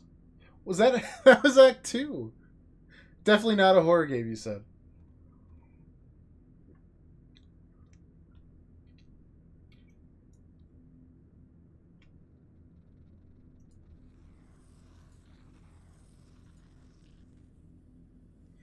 Wait, now I'm confused cuz that we played this, right? Am I crazy?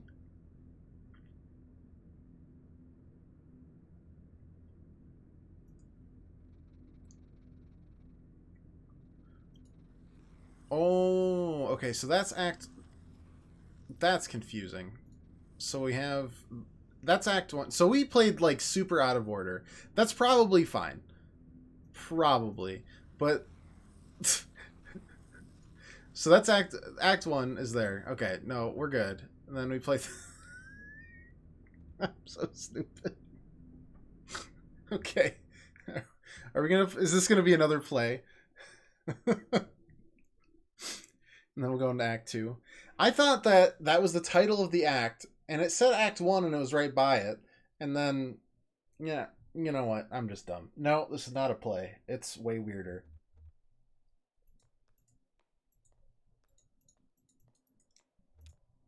Limits and demonstrations. Wall text. Limits and demonstrations. A Lula Chamberlain perspective. Marking the first major public showcase of her work in over 20 years, the retrospective exhibition of work by pioneering installation artist Lula Chamberlain comprises a digital slice through time, place, and form. Pieces on display here were individually debuted over a period of 35 years, designed in Chamberlain's various homes and studios between her beloved Mexico City and her native Elizabethtown. They represent a range of scale and impact, from the intimate warmth of Vertex Texture Fetch to the infamous Visage. Blah, blah, blah. The latter of which requires a vertical clearance of over 30 feet. Yet these works share a confounding legacy. In each of their debut exhibitions, they were nearly impossible to install. Galleries and museums balked at the scale, power requirements, and highly skilled labor involved in maintaining these works for display. Some of their debuts collapsed under the weight of logistics, only to be successfully executed much later.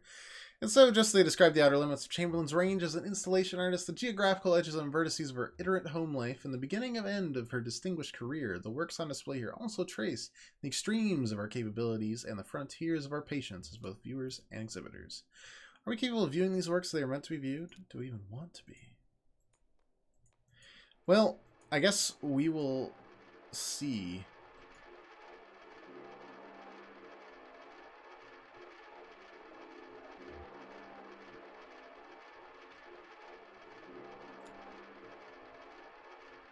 If that second act interlude makes sense or not.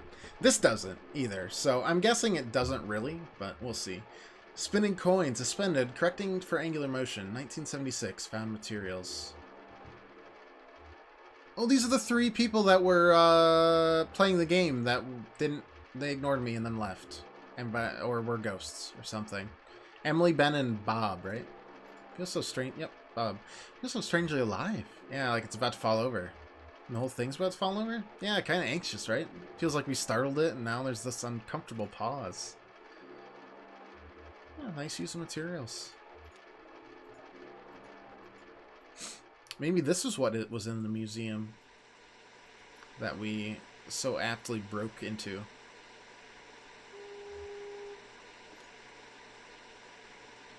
Vertex Texture Fetch, tree television, and suspended cathode ray tube.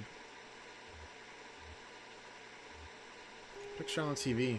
Is that a lighthouse? No, it's a weather vane or windmill or something. Is it a lighthouse?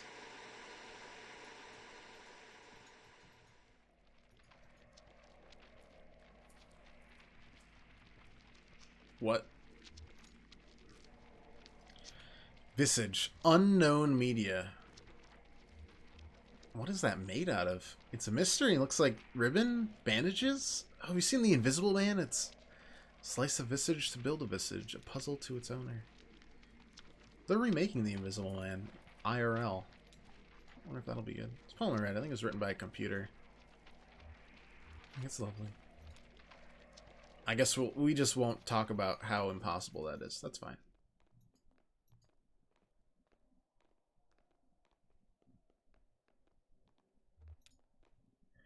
What is this?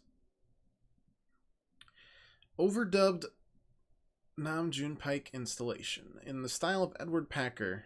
Magnetic tape, handheld tape playback head, speaker system, voice of the artist, computer synthesized speech. Oh, I read about this one. It's interactive. How does it work? It's a bunch of old tape, and you run this tape playback head along it, and just listen to the recordings, I guess? Let's try it out. I think you start in the middle. As Bob drags playback head along the tape, a woman's voice issues unsteadily from the speakers. We start in the middle. Donald and Joseph are in the hallway. I'm in an office. Oh, Lula. Okay, so that's the... The walls are lined with filing cabinets. A few drawers hang open. The door is ajar. A massive computer looms in the corner. There's some punched cards on the floor.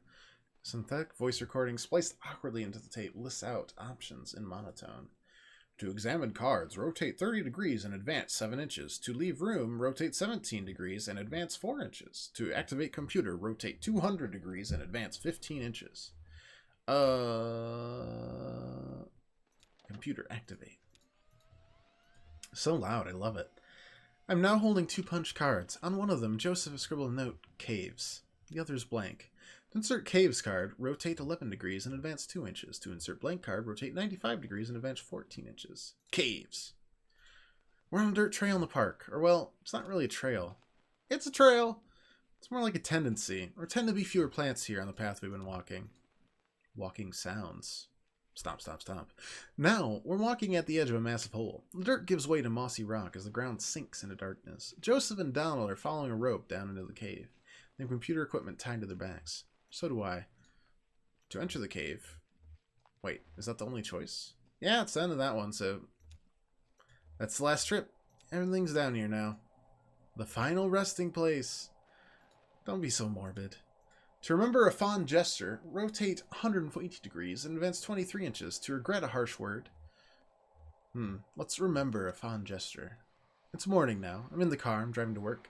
This is the last recording I'll make on this tape, and then I'll drop it in the mail tomorrow, and then who knows.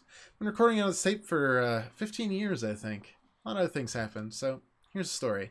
When I met Donald and Joseph, they were both students, and I was in a band performing on campus. They came to my show, and we met at some bar and had a few drinks together. Joseph wanted to impress me, so he stole a metal cocktail tumbler and gave it to me. He got kicked out, wandered drunkenly until morning. Finally ended up at a diner. Now I use the tumbler to store extra pens on my desk. I'm almost out of tape. I guess I'll just let it run out while I drive. No instructions? Nope, that's the end of this tape strip. I don't think we ever reached this long one at the top here. Is it cheating to skip over there? Let's just stop here. Art is... Okay, I feel unresolved about that. I don't care. That's art, baby.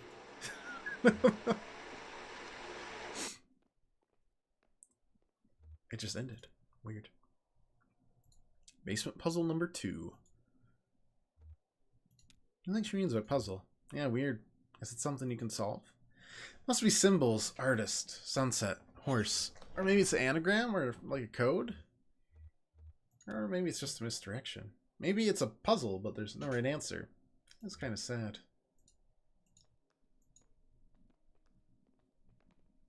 Well, thanks. This has been suitably weird. Let's rotate a little bit more to get to the exit. Oh, nope. Gotta go back. Camera's too fast. Too fast for me. Yeah, I guess I'm ready to go. Yeah, this show is exhausting. It is. It's weird. I agree.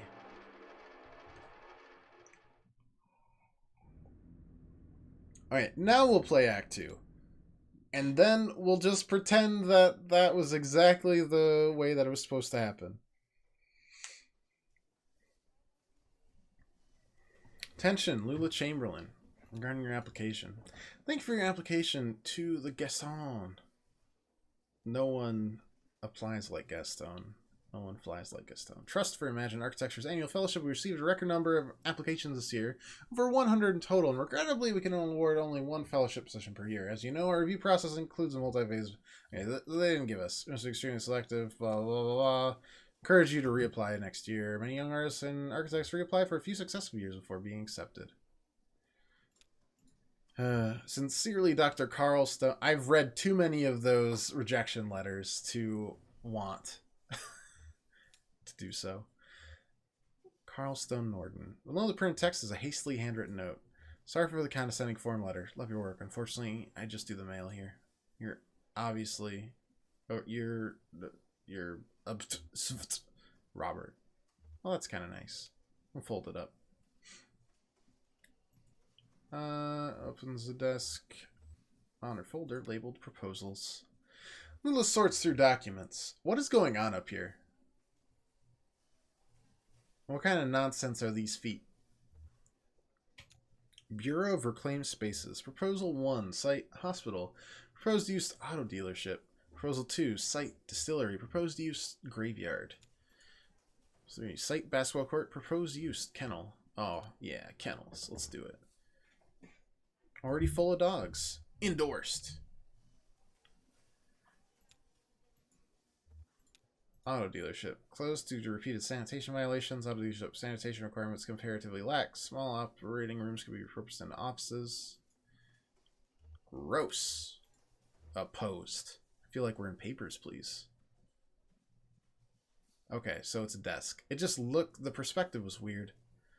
So was this her before? Was this her after? Weird. Busy? It's not that important. Oh, okay, great. Really great. I mean, sorry, it's not what I meant. Let me get my note. About the office party? I'm going stag. Oh, yeah, I didn't mean... Hey, I'm probably not going anyway. Lots to do, you know. A lot of new drafts, so... How'd your application go? I was in the mailroom and I saw you got a letter back. Sorry, I don't mean to pry. I just saw. It's fine, Rick. I'm not going anywhere. How's your goldfish?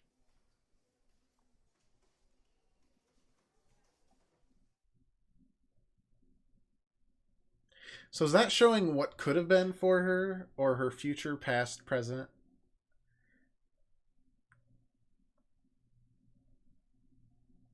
Bureau of Reclaimed Spaces. Or will we get more info on it? Okay. Great letters to get. Oh, they're fantastic. You can tell if you've been accepted within the first like 5 words, just by the way it goes. Can we just pass this place? I don't think the Zero operates like the roads we're used to. I don't understand it either. What is this place? Looks like a office building to me. Yeah, an office building and a cathedral, maybe. This is weird, but I think we're inside or outside right now. Both? Ha! Okay. Very poetic. Well, maybe someone around here has a better sense of direction. Yeah, it's Blue, right? Blue, you got a direction? Get a good rest in the truck? Yeah, I know you love a drive. I do too, usually. Please. Oh my god, his leg is still broken. In a line? Maybe it's still under construction. Well, work seems to have stopped for the moment. Oh my god, I can't walk any faster. Kitty cat. It's over here.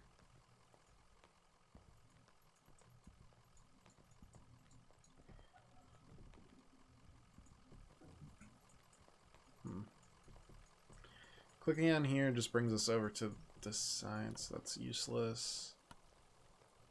Oh my god, I can't walk any fast. Can I walk past this at least? Yeah, okay. That makes sense, I suppose. A bell, you say? Let's click on it. Oh, come on. Come on up. Come on. I'm just gonna stare at me, cat? Spookums. Come on. Come on up. Okay, just stare at me, whatever. See if I care. Marianne.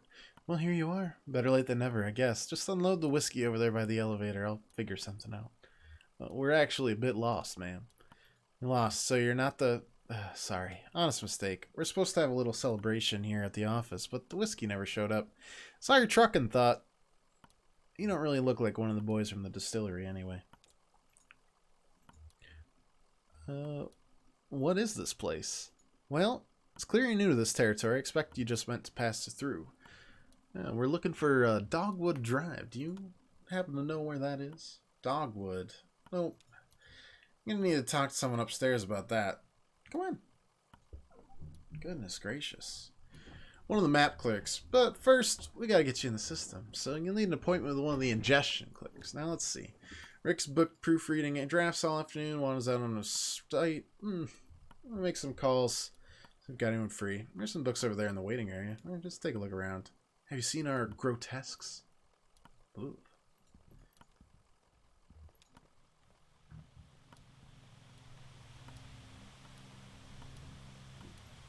Television is playing what looks to be a nature documentary. A hermit crab scuttles along a beach. Its shell is an awkward shape.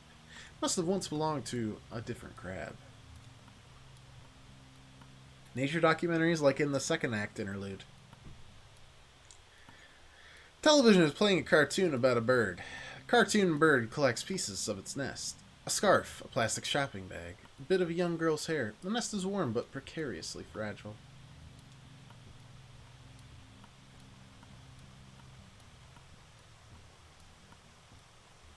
Television is playing an instructional video on elevator design. It is crucial to maintain proper lighting in an elevator. In the absence of sight, passengers' sense of motion is greatly enhanced.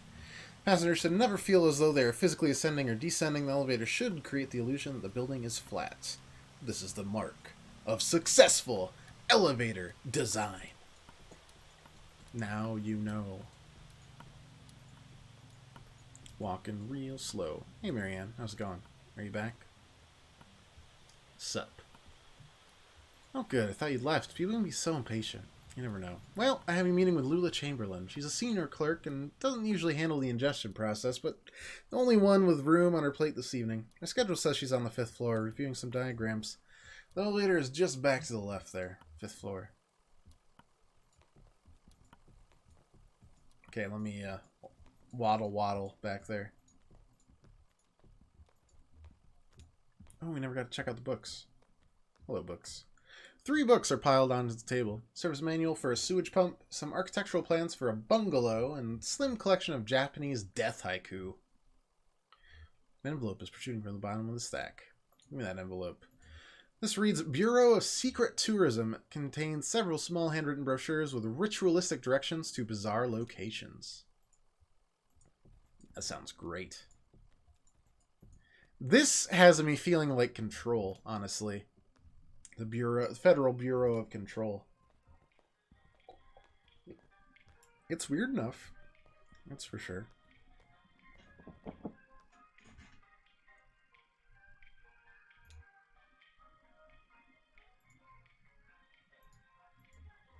Wait, 3rd floor is just bears.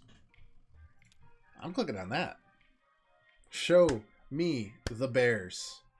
Please just be bears.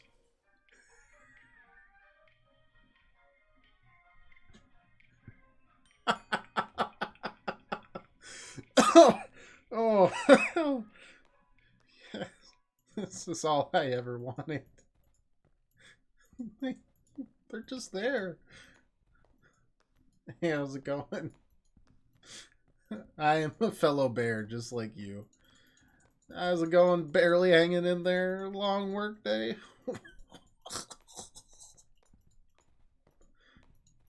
Okay, I don't belong. Fine. Fine. I'll go. Goodbye, bears.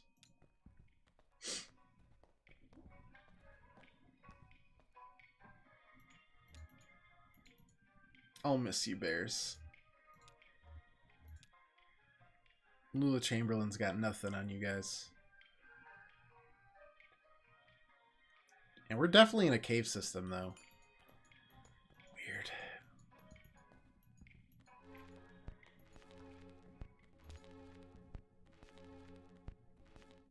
Hey, you stop that record player.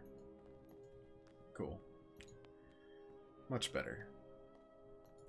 Greg is hard at work examining some diagrams, measuring angles with a plastic protractor, and occasionally scribbling numbers with a small leather notebook. Can I help you? Ah, don't answer that. Sorry, we're looking for an ingestion clerk. Oh no, I'm an interior spatial analyst. I can't help you with that. I think the adjusting clerks have all gone home for the night. Lila might be able to help you. She's pretty senior. I just missed her, actually. She was up on here an hour ago. Probably back at her real desk on the first floor. She barely made a dent in these diagrams. Must have been distracted. Speaking of which... Alright, we're gonna go on all these floors, aren't we? Maybe she's really on the bear floor. The guy you just missed there. She's gone to go hang out with her bear friends.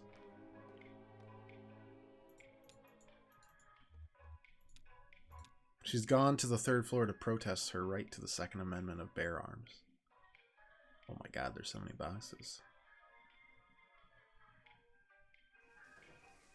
Oh, she's there.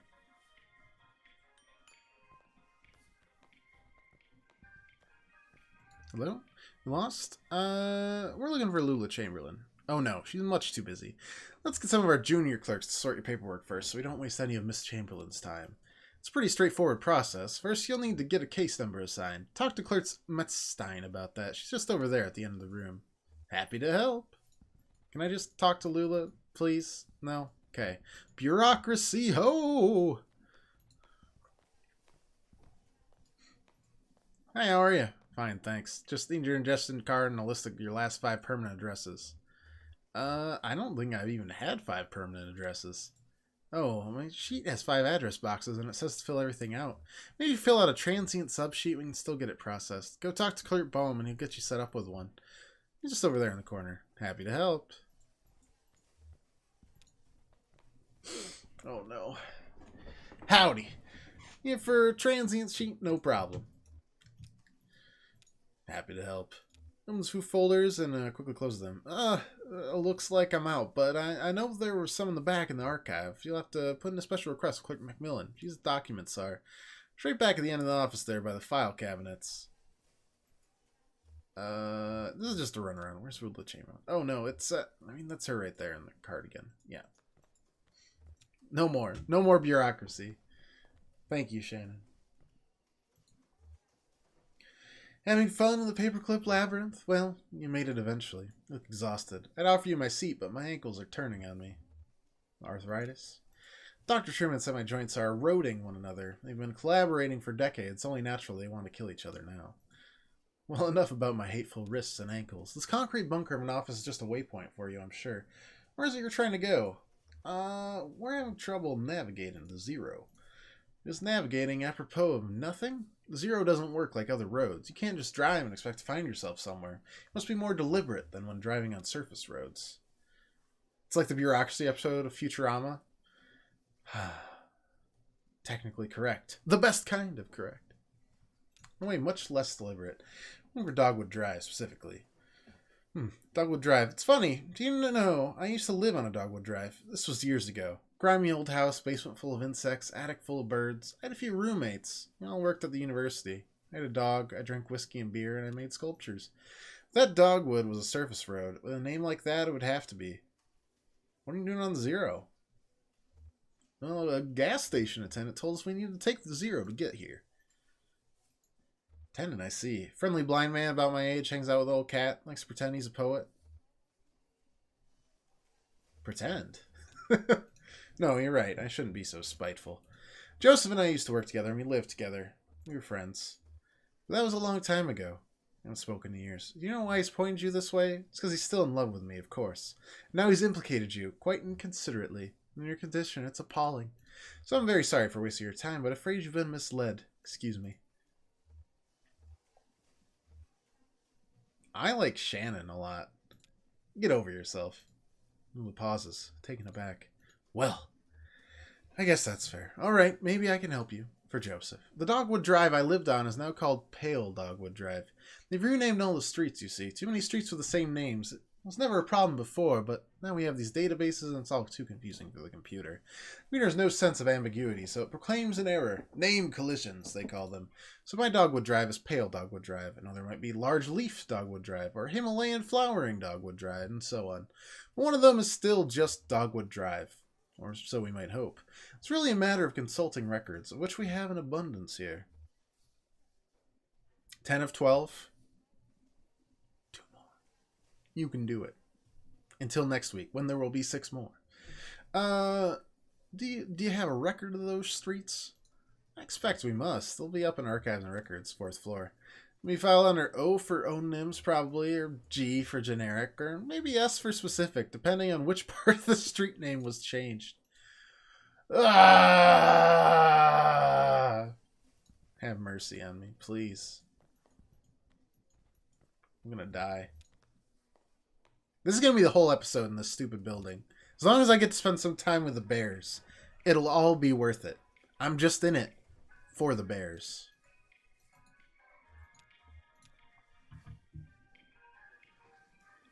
I like this, though. It's gotten very much weirder very quickly.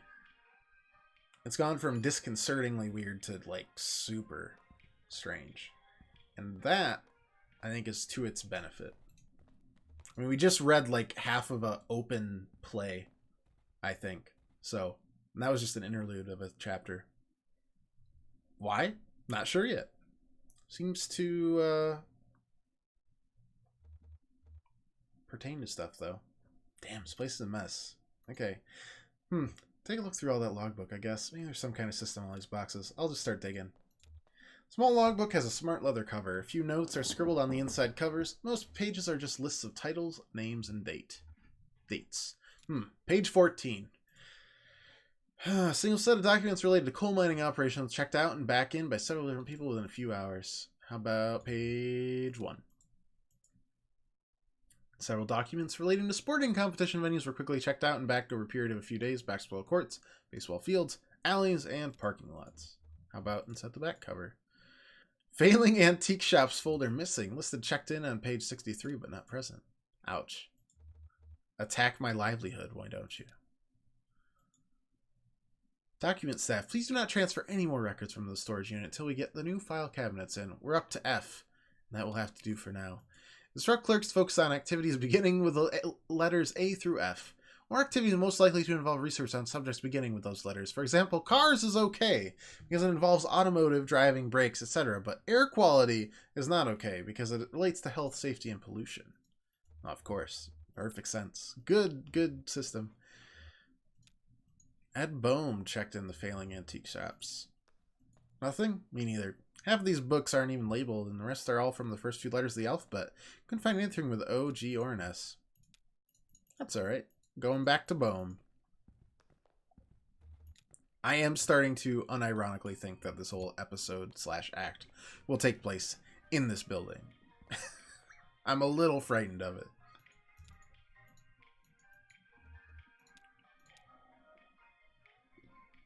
Not much we can do, though.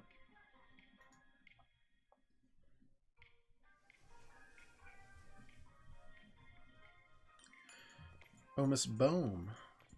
Are you back to meow at me again? You took off from the bed. How am I responsible for your poor decision-making? Kitty cat. Oh, I thought I'd be able to talk to Bohm. Apparently not. Alright, well, back to Lula. Nothing? That's unfortunate. Well, they must still be in transit. You see, we've only moved into this new venue somewhat recently, and it's all a bit in progress. This was a cathedral not so long ago. Can you believe it? Then the Bureau reclaimed it. The old congregation has been directed to one of our storage facilities for their activity. That's where you'll find the street name records, I expect, at the church. Marianne at reception give you directions. Just come back here when you have the files and begin the necessary paperwork to have the information analyzed. Oh, and while you're out on the road, you might want to stop and see Dr. Truman about your leg. He's a specialist regarding ailments of the joints and limbs, and I know he works at night. His home office is in a small neighborhood on the east side of edge of Bowling Green. But that's a real place. What? Take care of each other. Alright, let's get this leg fixed. What am I going to do with you, chubby kitty? I know you're not actually chubby, but I like calling you chubby just because of all your fluff. So much fluff. Alright, let's find a dock. And then go to a church that has relocated to a warehouse. Sounds real culty to me, but, you know, we don't judge. Yet.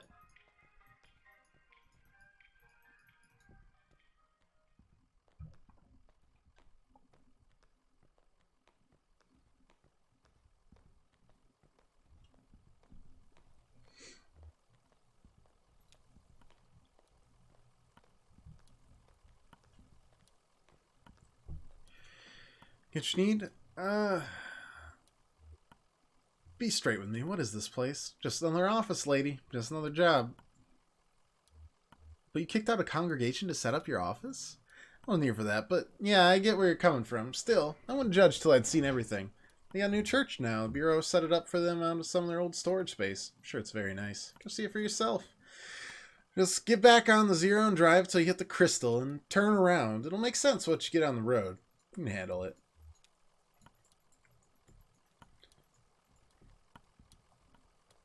Yeah, sure. Just drive straight until you get to a spot and then turn directly around and you'll be there.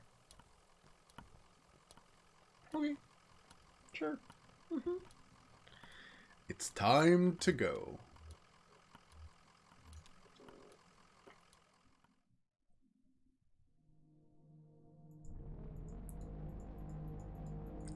Alright. I feel like we're driving around on a Mobius strip or through space-time. The Jaws. Or through the Batwings. The Cactus. I was gonna say, or through the belly of the beast. The Lightning Bolt.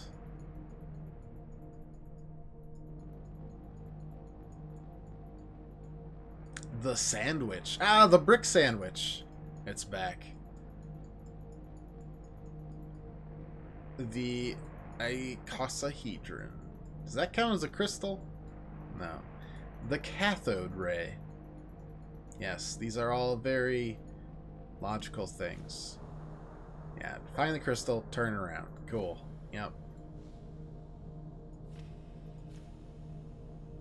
Out here. Rumbling tape. Break stage. Bureau of Secret Tourism. All directions start from the Bureau of Reclaimed Spaces. River tunnels. The Dymaxion Gallery. A gallery of mislaid futures abandoned on lonely highways as American industrial design shifted its gaze to the intangible. Mineral springs. Meditation tunnels. The Deep Valley. The site of an epic laceration to the very heart of the world, certainly left by some great power, perhaps in a casualty in a battle between God and dinosaur. Yeah, do you remember the part in the Bible where Jesus just killed a T-Rex? Because I sure do. Happy hitchhiking.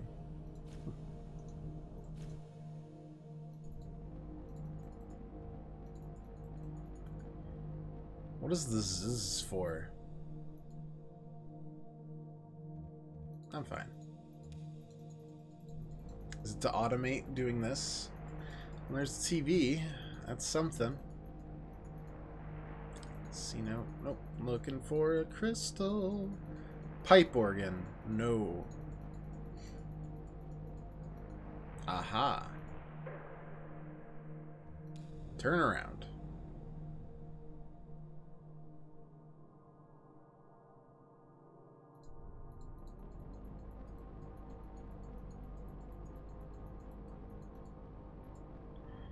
Self-storage. Sure. Act 2. Scene 2. St. Thomas Church. Is it going to be like a bunch of storage containers stacked on each other? Or what? Pretty much, yeah. This looks terrible. Random access self-storage. Okay.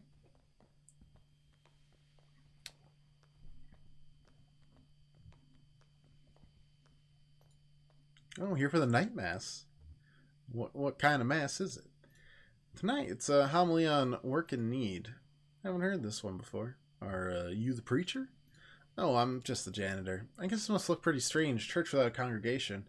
When they first moved in here, man, this place was packed. They had a mass every night, 2 on Sunday. But it got a bit awkward to fit everyone in, and the numbers quickly dwindled. Once folks started to see it just was a thing that's falling apart, they lost their center of gravity and just started wobbling. Then the preacher stopped coming too, but he left his old tape. Same with the organist. Found some old acetates in the Bureau archives. Photos of people in churches, so I kept it running. Do what you have to do, right? Right now we all have to find some Bureau documents. Oh, you're from the Bureau. Move all those documents to Unit C-315. Make room for the mass. It's down at the other end of the building. Same floor. Need to get the night mass started, but you can borrow my keys. Okay, you wait here. Rest your leg. You're looking kind of pale. Nice lady. Well, better get this running. Brandon presses play on an old tape machine. Is your whole family Catholic? Oh no, we're not religious. I just watched and listened while the congregation did all this stuff, and I probably don't understand as much of it as you might think. Anyway, I know how to run the overhead projector and the tape player. At least I know enough to keep it running, right? How you like working here? It's okay. I don't really know what else I would do. I used to play a lot of card games, in high school. Some of my friends went to college. Most of them just got jobs. Maybe in a few years we'll be hanging out in bars playing darts or something. You're not allowed to play cards in the bar, because that looks like gambling. Beyond the church, this day is celebrated in remembrance of a violent protest in Chicago, and to honor the 4 martyrs who were unjustly persecuted in its wake. Having not only pursued their vocation in their daily labor, but also having pursued their avocation in the form of protest activism, microtransactions, and a sense of pride and accomplishment. Unity building, radicalization, scholarship, and finally, martyrdom. Their and our avocation being as it should be for us and all, as members of the church or otherwise, to secure for our fellow workers the right to labor with dignity. Is this like a hobby for you? Not really, but I run the slideshow and I play the tapes and I don't get paid for it. I take it pretty seriously, but no one's telling me I should. Is that a hobby? Seems like there ought to be a more serious word for it. That's it. There's some rituals that you and I aren't allowed to participate in, I don't think. And, I don't remember them anyway. Hey, got it. Oh, we were just talking about work and hobbies. What? I found what we came here to get. The file and street name changes. You don't look good. Let's head back to the Bureau and get this straightened out. And then maybe we should go see that doctor the clerk recommended. But I'm totally fine. Bones sticking out. My femurs just snapped in half. I'm all right. Strange stuff. Really cool. Just visuals. But weird. Jesus, you alright? What the hell? Is my leg stuck again? Let's see how badly we can destroy our leg. Shit. Okay, I'm gonna pull you out. We have to get you out of here. There you go. Okay. Are you hurt? Can you put any weight on that leg? It's all messed up. Here, let's get you out on the tram. There you go now. Let's see if this thing has power. Hey, old man, look at me. Can you hear me? What happened? I don't know. He collapsed. Thing he blacked out. And mumbling about the old mine for a minute. Old mine where we met. I think I need to see that doctor. Yes, you do. Hands ran on the doctor's card. How do we get to this address from here? I don't know. It's pretty tricky going back and forth between, here and there. Bureau's the only way I know. Some of those folks do it all the time. Commuters. Let's go back the way you came, find the crystal, and then turn around. Sure. Mm-hmm.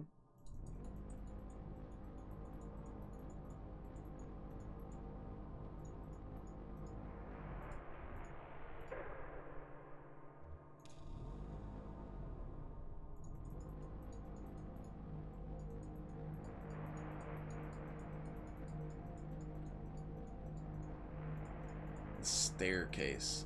Did we see the staircase before? Or are these all new to me? The pipe organ wasn't new, but the rest don't ring a bell. Especially not that one. The tree. The sprocket.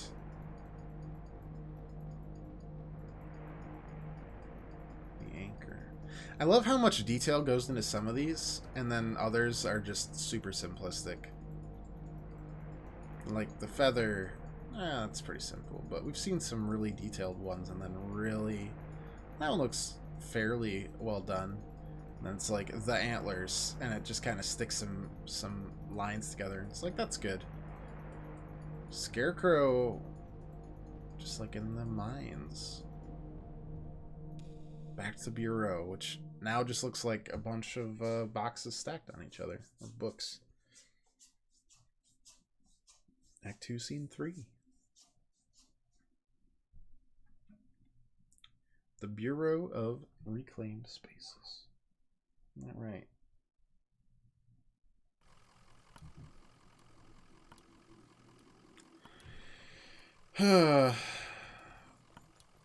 Gonna walk even slower somehow.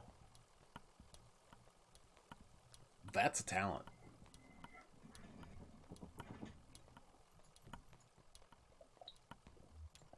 I need a doctor stat.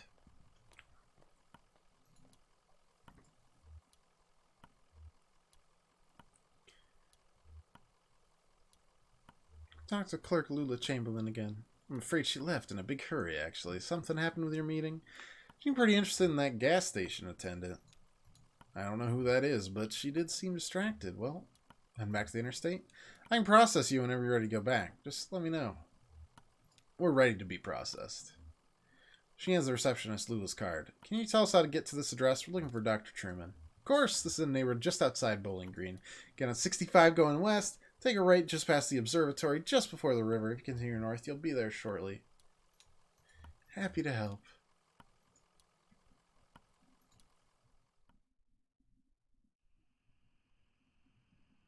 Oh, we're back in real life. I thought we'd be on the Zero forever.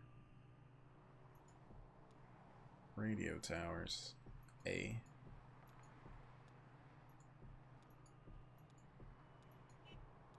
Guess who actually didn't pay attention? It was me.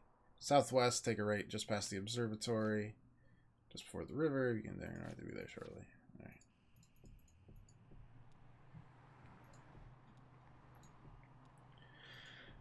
On the road again.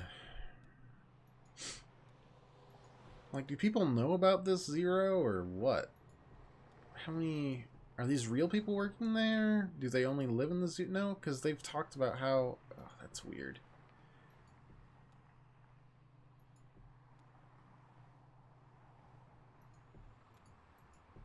There's the observatory. Dr. Truman's house? The neighborhood at the address on Lula's card has been demolished. In its place is a large museum, still partially under construction. Was the museum that we went to, or is that elsewhere? I don't know. Rings a bell, though.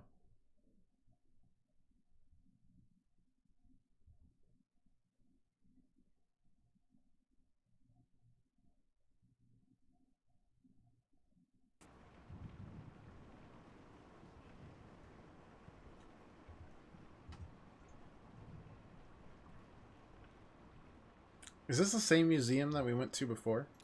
Blue, is this the same museum we went to before?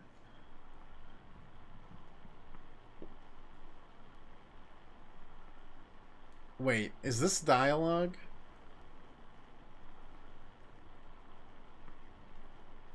This dialogue is two other people commenting on our actions. From security tape. Oh yeah, he was talking to his dog. Guy was a weirdo. That doesn't seem that weird. You didn't see the guy. Tall, kind of stooped over. Got lucky on one boss fight, but 12-12. Rather be lucky than good. Because it's more infuriating for your enemies. Limping bad. Looks like an old drunk, if you ask me. But they're both drunks breaking in here looking for a place to sleep it off. Just feel bad for that old dog getting dragged all over by a couple of drunks. Old dog like that should be sleeping on a porch somewhere. That's loyalty for you. I didn't stay long anyway. First trying all heroic bosses today.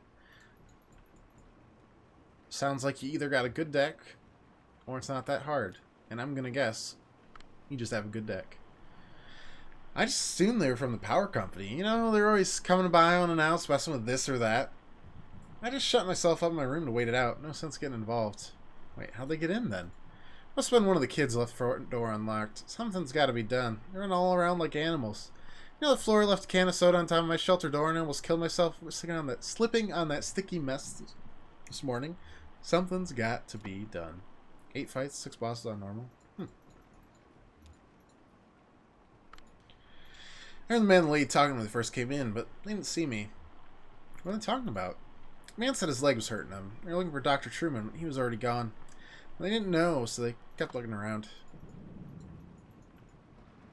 I love this. That's such a unique way to present dialogue.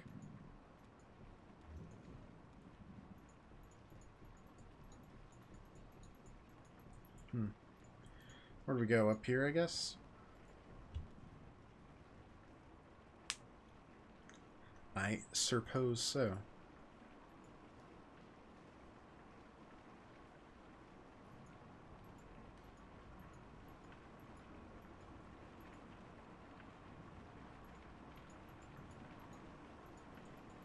Nope, not that way. Okay. I guess we'll waddle slowly. Oh wait, maybe we can go out if we have our umbrella? Is that what made it so we couldn't? Nope. Okay. Raindrops keep falling on my head. Holy shit, this is so slow. Guess we go south? Oops. Only way I can think right now.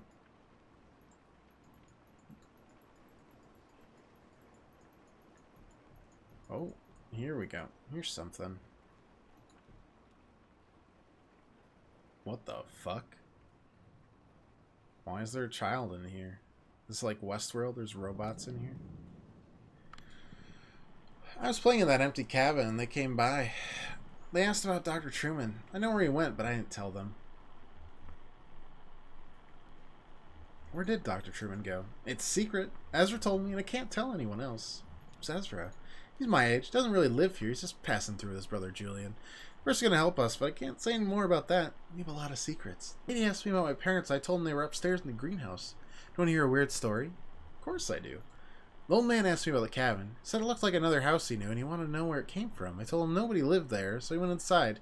Took a long look exploring. When he came back out, he told me all about it. What did he find in there? Went upstairs. They also looked around the other rooms. I played with the dog. What do you do in the kitchen? He just stood still for a little while. Says he likes kitchens. Feels safe in the kitchen. Now, that part, the part that is weird. He said he went to the basement. Cabin doesn't have a basement. He said he found a staircase in the closet. And then he found a rope leading down a long pit, and he climbed down. The walls are covered in glowing moss. He'd like for the moss to find a lake at the bottom of the pit. He was a good swimmer, so he found his way back to the cabin. When they came back out of the cabin, we said goodbye. I didn't talk to them anymore. What a great story.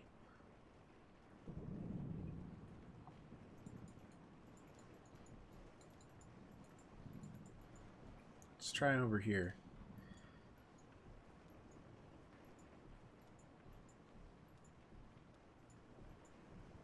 This is strange, man.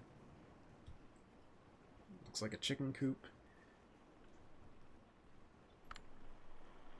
We gotta get some real chickens in that coop. Do some homesteading. None of these folks know how to live off the land. You know what I mean? Sure, we'll look into that, Fred. Whatever you say, buddy. Got a stable.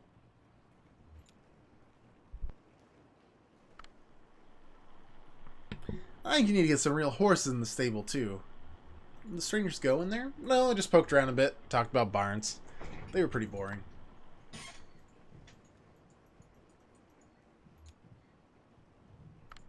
The dog was in nearly as bad shape as the old man, just sort of shrugging along.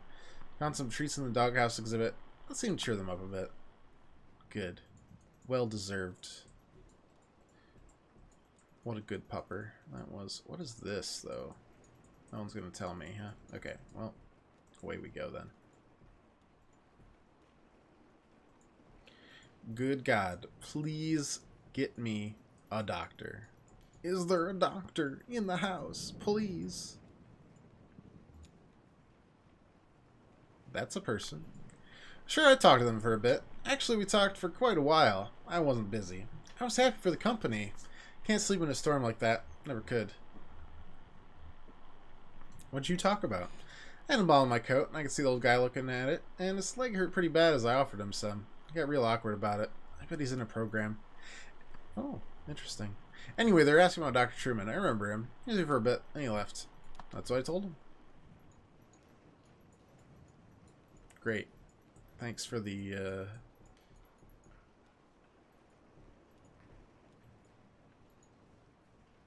help?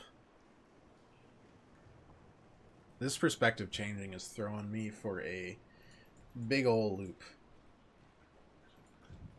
Why are there people that are just standing here? It's so weird.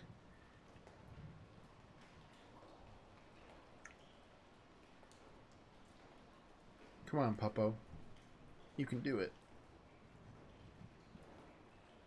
Yeah.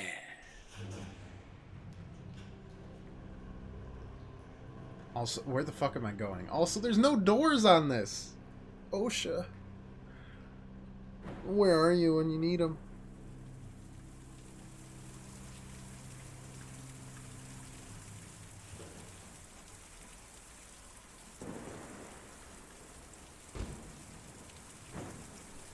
What?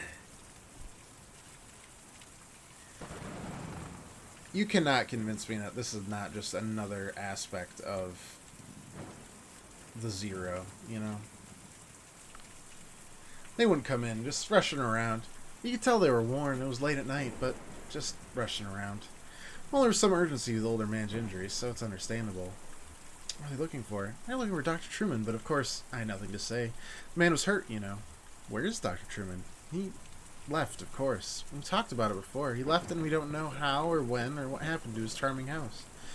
Well, we just don't know. I suppose we never will.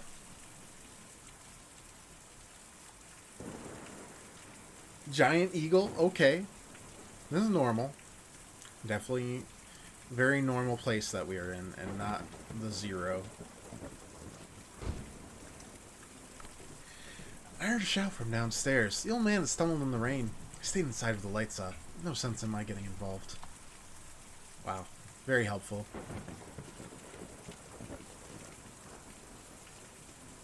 It's fine. Man. All we really need to do is find a place where we can play horseshoes, because apparently we hit it every time. Get a ringer. I didn't see or hear a thing all night. Out in the back doing inventory when they came by. We got 30 cases of candles in it, and each one of those had to be individually labeled, you know? But I heard from some of the other neighbors that they weren't up to any harm, just passing through. Is this the roof of the... What is this place? Who's this? That's Ezra, okay. That was the person that was friends. I saw you folks drive up. I like your truck. Oh wow, they're actually talking in this one. What kind of truck is that? We got a couple of them at the shop, but this is the only one that runs. Oh yeah, with a truck you gotta keep it up. That's why me and Julian don't use a truck. We just carry the houses. Who's Julian? Julian's my brother. A lot bigger and stronger and more feathers than me, but he's still my brother. Is that the gigantic eagle that's just hanging out? Because holy shit, that guy's big. Where do you take the houses? Me and Julian take him out to the forest every night, and then we bring him back at dawn before the museum opens. Why? Is Dr. Truman in the forest? Yes, ma'am. He's out in the forest. Me and Julian took him out there a few nights ago, and he didn't want to come back. Lives there all the time now. The museum is an okay place to live in the daytime. To live?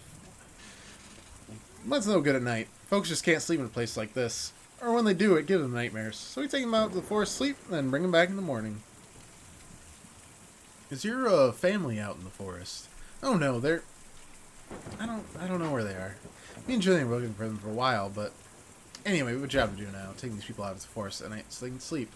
And maybe if the rest of them will be like Dr. Truman and want to stay out there, we'll get back to looking. Can you tell us how to get to the forest? Well, you have to follow the Green River way out east, then hop over Lake Cumberland. Roads don't go there. But me and Julian could take you. We're just about to go anyway. Just gotta call him over. Yeah!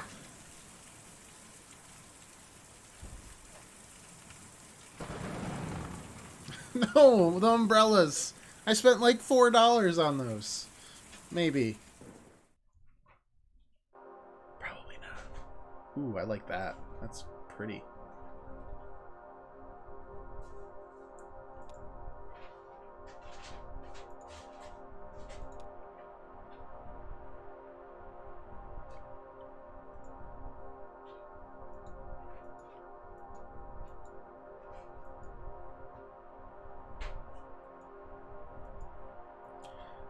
Church. That is the same museum. I know it is.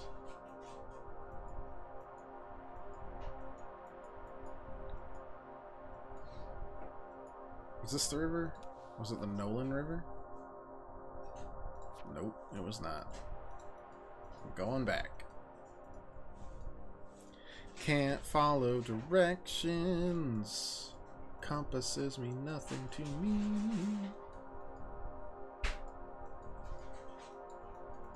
That looks more like it. That is far more east. There's the mine we were at. That's the Green River. Yeah, why drive when you can take a giant eagle? Lord of the Rings style.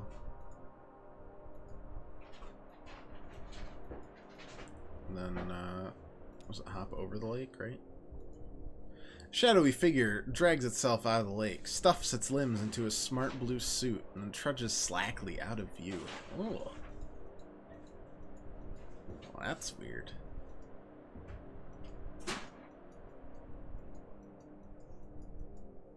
That's very weird. Following it out east again. They weren't kidding about this being a long way. Holy crap. I just want to walk normally. Please.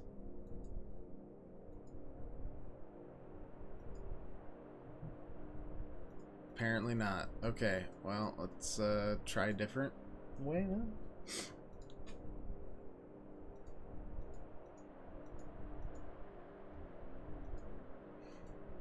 There was another few rivers that split off of that one, so.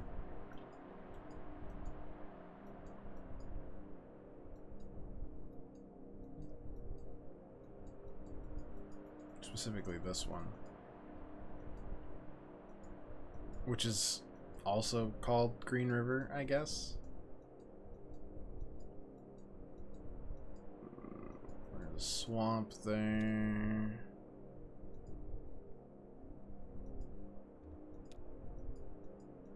There's Lake Cumberland. That's what we needed to hop over. These lakes look like just roots, honestly. Or thorns or something.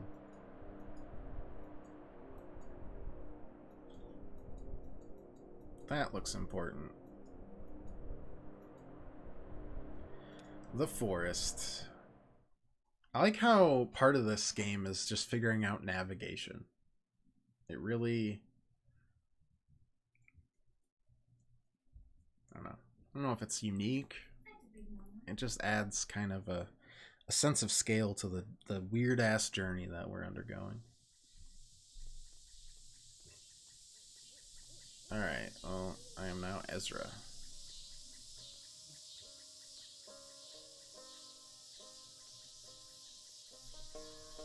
This is a weird perspective.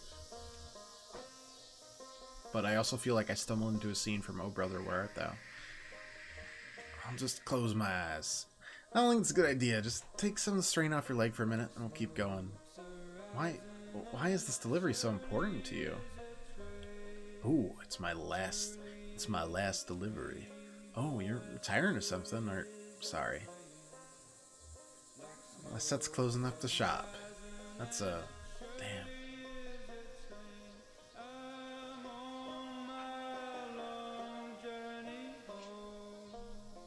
Oh, that's cool.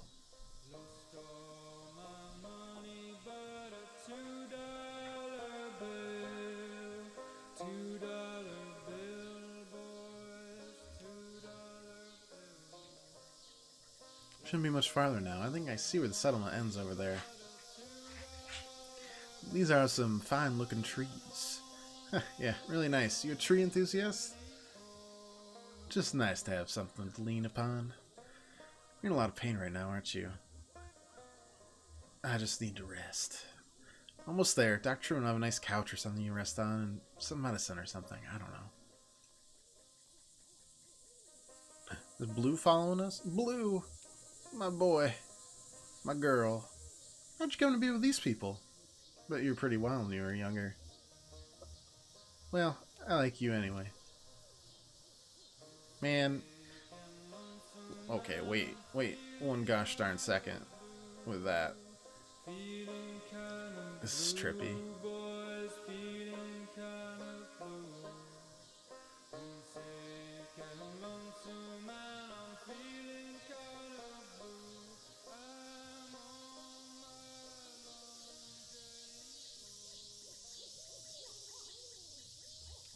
Weird.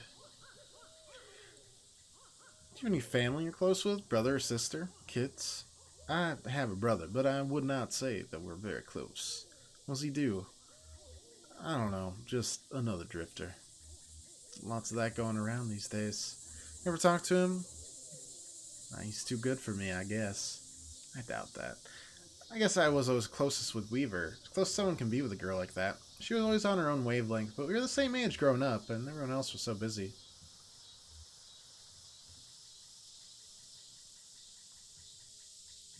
When she disappeared, I got pretty angry, and I guess I just stayed that way. I never really understood her, but I knew her. Only without someone like that around. Sorry, you're a good listener.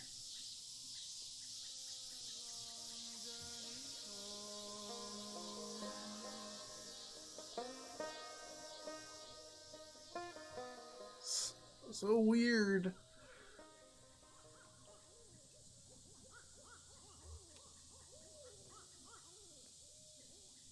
Inside, I'm Dr. Truman. You coming in? Sure, I'll come in. Dr. Truman lets me watch TV sometimes. Folks never watch TV, but I like the way it looks. I like the way it looks too. I fix TVs, you know. Whoa, cool! TV scientist. I bet you make a lot of money. My folks had a really nice house, bigger than any of these houses, but it made them worried all the time. The bank took it back. Whoa, Ezra might be, related to... Well, no, because that house wasn't big enough. But could be a Marquez. You know? I'd sleep at the bus station, but I could never get to sleep, so I just went out on the fly every night with Julian. Flew really far, never got lost. When we came back in the morning, they were all gone. Just left you? I don't think so. All our stuff was still there, and they got lost somewhere. Let's go see what's on TV.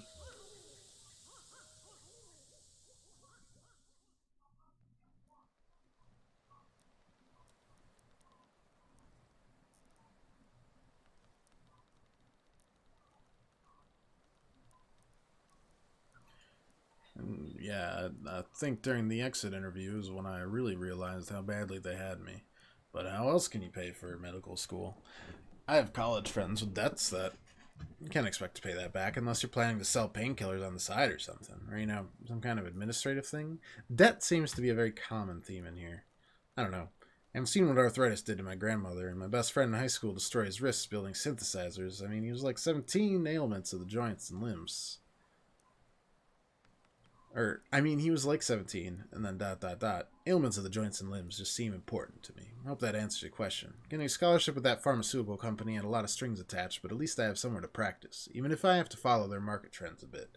And hey, thanks to all those seminars, I'm an expert on the medical uses of Neuropnol, trademarked. It's not so bad. What about that leg? What happened exactly? Ooh, it was like something grabbed my leg in the dark. Grabbed? Like an animal or a piece of machinery? That could be ugly. I've seen some joints twisted right out of... Never mind. Well, let's start the examination.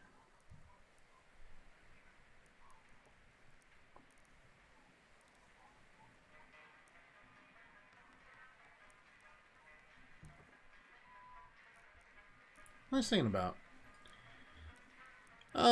Probably about going home. Yeah, they're saying about their home because they lost right now. Scary song. Oh, it's hopeful. Dr. Sherman's gonna help fix your friend. He'll be okay.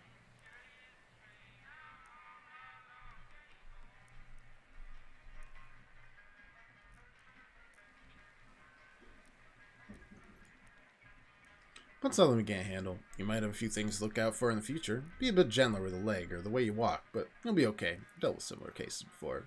Anesthetic we'll use called Neuropnol, trademarked. It's pretty experimental, but it's more appropriate in cases like yours. The way it works is I'll count backwards from 5 to start the process, and then we'll just have a normal conversation as the Neuropnol, trademarked, takes effect.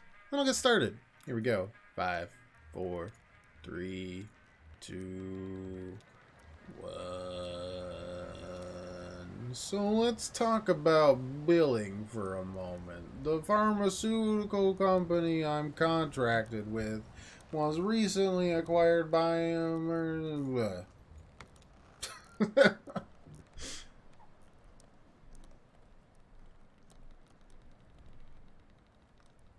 Yeah, this isn't terrifying at all. Like, yeah, we're gonna knock you out. We're just gonna put you in this nightmare realm of black and white. It's fine, right? I'm good. Don't pay attention to it.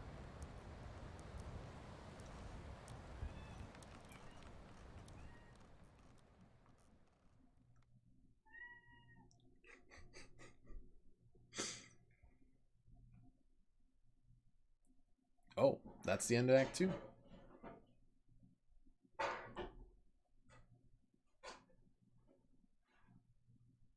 And then we did the entertainment, but in reverse, because we're dummies, which was about a play. A lot of debt related activities there.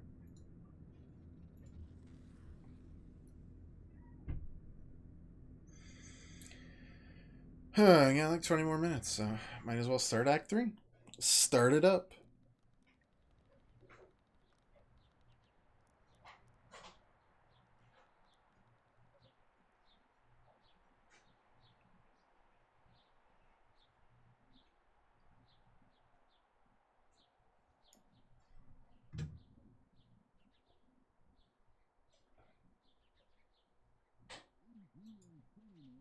'81 there and sunny now. Looks like it's going to get up to about 101 by late afternoon in Louisville and 103 in E-Town. Not a cloud in sight, so get out those parasols. Major accident just ahead of the Bardstown exit. So if you're headed to work on 31, you are late, my friend. Sugar? Just a little, please. Forgot how you take your coffee. I'm tired. I didn't sleep well. Heard you yelling. Bad dreams. We were up on a roof, Ira and I and Charlie. Eating a light supper, I was drinking sweet tea. Charlie was reading. We were surrounded by other houses, closely packed, huge sidewalks. Must have been, what's the word? City. That's it, I'm sure. Below us, a group of people were gathered, standing quietly. A man was reading from a book. I asked Ira about the weather. Would it rain on Tuesday, or when would the sun set? Something like that. Wouldn't answer me. Charlie stood up, and Ira told him to watch his step. Then I remembered. Woke up before I could stop him. Oh. They lost their kid. Charlie was alone on that roof. I guess he was. He was so bright. His teacher said, what was the word?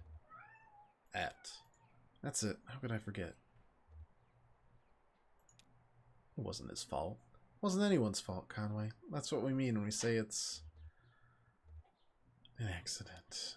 Sure. Well, we have a mail order delivery today. Might be a long drive.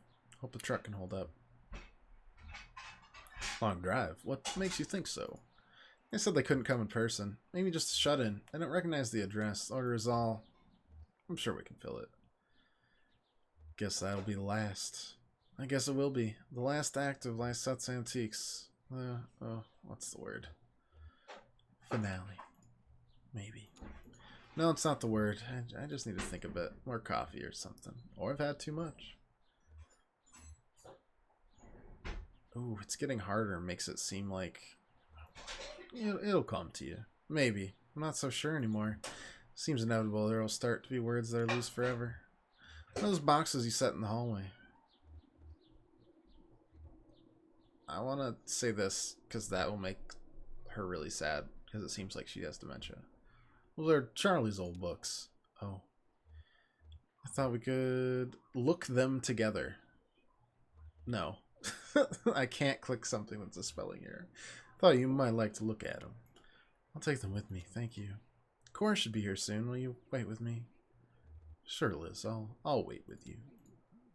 There's your traffic and weather on the fives. That's every 10 minutes. Brought to you by the Consolidated Power Company. Stick around for Old Kentucky Home with Kate. As opposed to Old Town Room by Lil Nas X, helping you turn your humble home into a mansion. After this.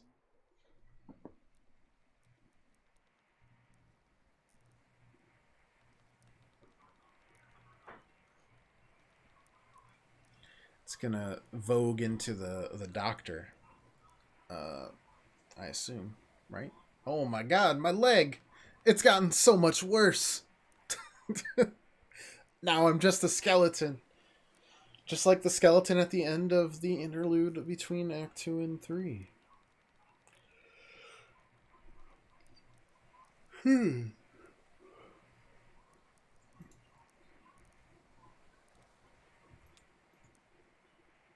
But that's only if you make a late payment on a follow-up. I think everything went well enough here that they'll only want to bill for... Oh, he's awake. How do you feel, man? All fixed up? Truman said you might be a bit misty coming out of it, so... I was dreaming. That's unlikely. Nerpnol, trademarked, is quite powerful. In fact, many patients report a sensation of lost time. You feel like you've lost time? I guess so. What about 2 hours? Feel like I got some rest. Good. Oh, that leg. How's your leg feeling? Yeah, that's the important part. Conway shifts his leg a bit in the chair, testing it. Well? How crazy do we want to go? This isn't my leg. Not your... Of course it's your leg. It looks wrong. You replaced it. I haven't encountered this reaction before, but it's not totally unheard of. I read a paper about something like this last year. It can happen for a lot of reasons. Neurological, psychological, social. Sure, it won't persist in your case. Your thoughts and feelings are probably still a little nebulous from the neuropnol, TM. That's totally normal. It'll pass. I don't recommend driving for you, at least another hour or two regardless. Conway stares remotely at his leg. Let's talk about a few things to be aware of. Recovery, rehabilitation, and side effects. Well, I should have plenty of resting time coming up soon. Good for you. Vacation or... Shannon casts a reassuring glance in Conway's direction. Oh. Well, your age, I want to be clear, you should expect lingering effects from the injury for more or less the rest of your life. Yikes. Don't immerse it fully in water. Avoid extremes of temperature. I'd stay away from dusty roads and mountain lions as much as possible. Good advice in any context. Best thing you can do is keep it clean and free of debris. What do I clean it with? Soft cloth, moistened with water, or isopropyl alcohol. You'll definitely want to avoid abrasive agents like detergents or other solvents. Alright, I'll try not to stick my leg in a washer. So, you have any questions? Anything about the bill that didn't make sense? I don't mean to rush you, but I have a early fishing trip. I don't want to think about that bill right now. Sure, well, we can go over it later. If you have any questions, there's a phone number at the bottom where you can reach the Consolidated Power Company. They handle all the billing. Wouldn't put it off too long if I were you. Oh, one more thing. Don't be alarmed if you experience any side effects of the neuropnol. DM. Typically, we see daydreaming, deja vu, pensiveness, fugue states, and regular perception of time. About 15% of patients report a generalized sensation of lateness. Nothing to be alarmed about. Just keep it in mind. Yeah, let's get weird. Let's get even weirder. Thanks for the help. Julian's outside. We can head back on your truck. To your truck. Not on your truck. We did not bring the truck here. I hope I have a cool skeleton leg for the rest of the game. That's what I want to see. My transformation into an undead nightmare who glows and apparently critiques plays in his spare time.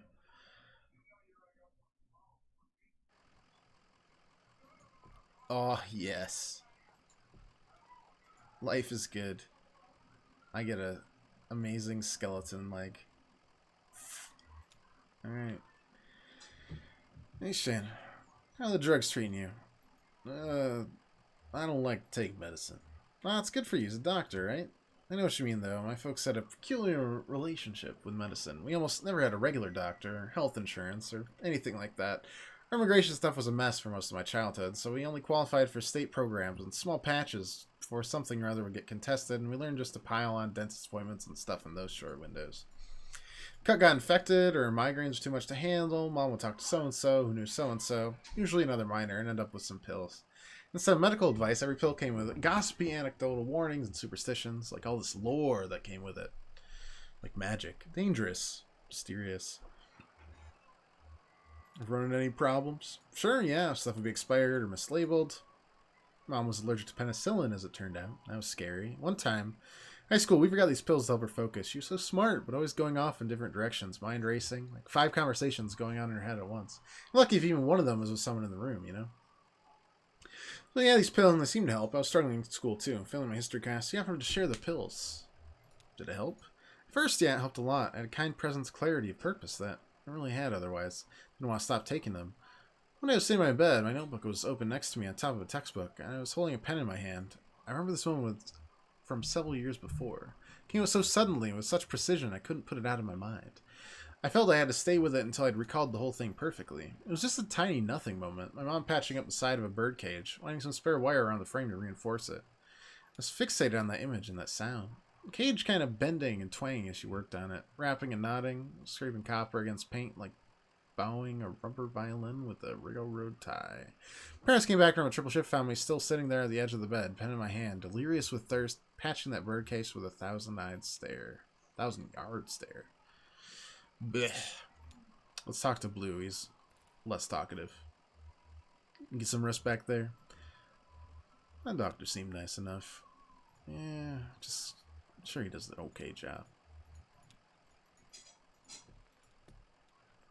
And that big bird. Big bird, how's it going? Good old gigantic. So, what's up here? Oh, these are the 3 goobers again. 9 a.m. to 5 p.m. every day of the year except Labor Day. Last admission is at 4 p.m. daily. Damn. Try the door. You folks lost? And then what? Ben, you're being very uptight right now. Yeah, so they don't exist in our reality? I don't know. So, what's the plan here? I could use a bite to eat. Oh, okay. We've been on the road a while. Well, there's an all-night convenience store not too far from here. Is that okay? Sounds good to me. Okay, we'll take 31 heading east. It's right before 65. Convenience store. Don't be a bore. Oh, is Ezra just kind of hanging out with us now? Or is he peacing out?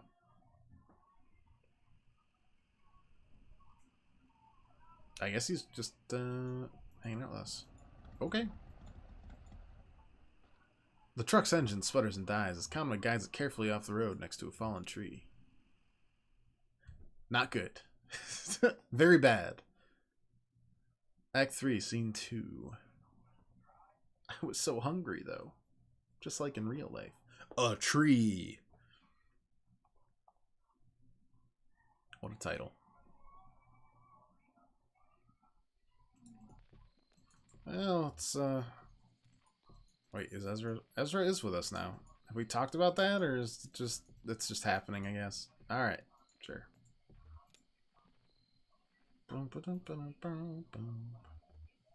Can you take a look at it? I guess I poke around there, but I don't know a damn thing about engines. Wait, is that why you're always leaving the truck running? Just superstitious. Right. Any other quirks I should know about? Never eat while walking. Well, I guess at your age. Anyway, do you know this area? Anyone around here that could give us a hand? I drove past here yesterday. Oh, what were you doing out here yesterday? What was I doing out here yesterday? That's what I asked you. I saw 2 strangers by that road. Give them a ride or something? I offered to, but they wouldn't take it. That was very thoughtful of you. Maybe we should call someone. You know, good towing company. I can't read the name or number on this flyer, but it looks like a picture of a tow truck. Worth a shot. Mimiko, hope I can call. I hope I can get a signal out here. I misspeak words like it's my gosh darn job. Shannon speaks in a large brick cell phone held up to her ear. I wonder if it's an actual brick. There's a brick sandwich, so it could be an actual brick phone. Hi, hello. We've got an old, I'll say diesel. Old truck just stalled out. Inaudible. Sleepy. And wake you. Your card says open 23 hours a day. Inquisitive. Yeah, that's what I'm calling exactly. That's all. Apologetic. No, it's okay. We just need to get it to an auto shop and get this taken care of. Concerned. Thanks for the offer, but we really just need a tow is all. Pragmatic. Right, yeah, thanks. Okay, it's... Where are we? We're off 65, just kind of pulled up by this tree that fell over. Specific. That's actually a pretty accurate description of it, yeah. Hanging over the power lines, just like that. See it go down? Dismissive. This doesn't matter. Well, thanks again. We'll see you soon, then. How long do you think that'll be? Silence. Hello? Yep, you're just gonna have to deal with it, Shannon. That towing company will get here when it gets here. You bored? Sure, but I don't mind. Yeah, I don't mind either. Let's play a game. How about 20 questions? Okay. Ezra looks meaningfully at his shoes. Got it. Okay, guess. Rat. Is it alive? No. Can I see it with my eye? Yes. Would I recognize it if I saw it? It would look like something you'd recognize, yeah. Yes. Is it bigger than a dog? No, a dog is bigger, except for one of those really little dogs. Or puppy, I guess. Does puppy count as a dog? Alright, that's all your questions. What's your guess? I think I get a few more. I wasn't counting, but I'm pretty sure that was 20. What? Is it a jigsaw puzzle? Yeah, it's a puzzle. Julian found it at the bus station. It's a picture of a spooky underground lake. There aren't any boats, but some pieces are missing. Our power to speak things into existence continues on. Truly glorious, our superpower is. Well, Shannon, how did the towing company go? I think they're on their way. Guess we have some time to kill. We'll look over the road map again. I've stared at that thing too long already. Where'd you get that old map anyway?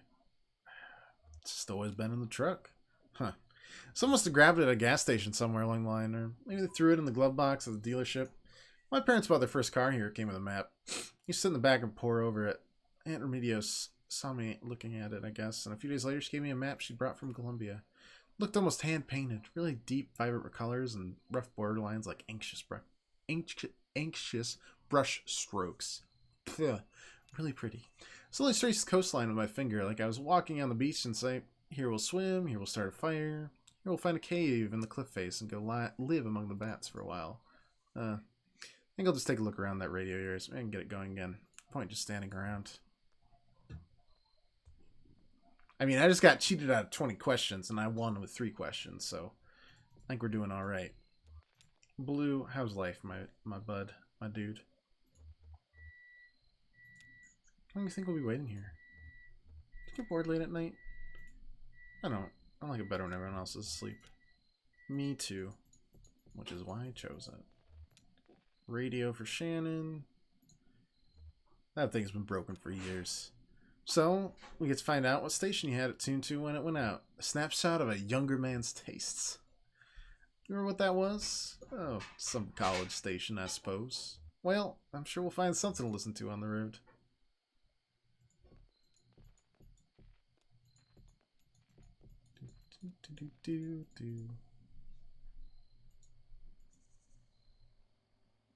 I've been locked, so I'm assuming.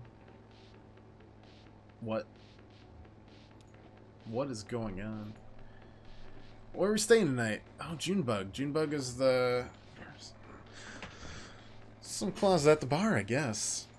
Harry Esperanza's 4-star broom closet experience. Maybe a nice stay outside one of these nights. Power down, just enough to rest. Keep an eye on the stars.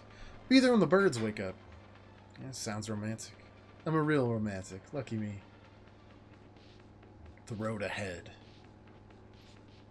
How far out are we? I don't know. 20 minutes? Damn. Harry's not going to be happy. You know he doesn't like me anyway. I'll tell him about the frog. Oh, he won't understand. Talk to Johnny. More than all silver and gold of this earth. Should have been a poet. I'll leave poetry to the professionals. Nervous about the set? Yeah, I guess. No, we're good. We know how to play. Just then what? Back on the road. That's what I mean. Back on the road and then what?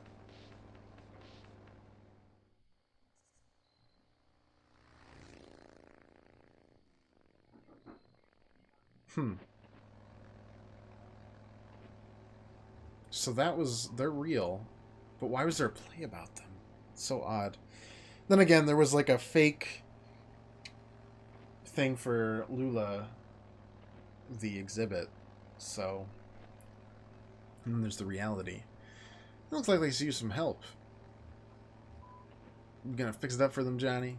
Oh, I don't know, a wrench from a cattle prod. Thought maybe you... I guess it's up to some good Samaritan. Alright, we'll help him. The best. And hey, maybe if they're not busy, they can fill some seats at the gig. You know, if no one's there, Harry will try and bilk us on our fee. Alright. I think we'll end it there, midway through Act 3. I don't know if we'll finish on Thursday, but we'll try. If not, we'll finish next Monday. I hope you enjoyed it. This has been a very weird experience, but I think it's gorgeous, and the dialogue's well written, and they do some really cool things with perspective, and I don't know. It's kind of nice to have some weird stuff every once in a while. Change of pace from typical game stuff. Either way, I hope you enjoyed it. Thank you so much for watching. If you'd like to leave a follow or just come back, hang out another time. We stream every Monday, Tuesday, Thursday, sometimes Friday. And other than that, hope you have an excellent night, and hope to see you again later this week. Doodles.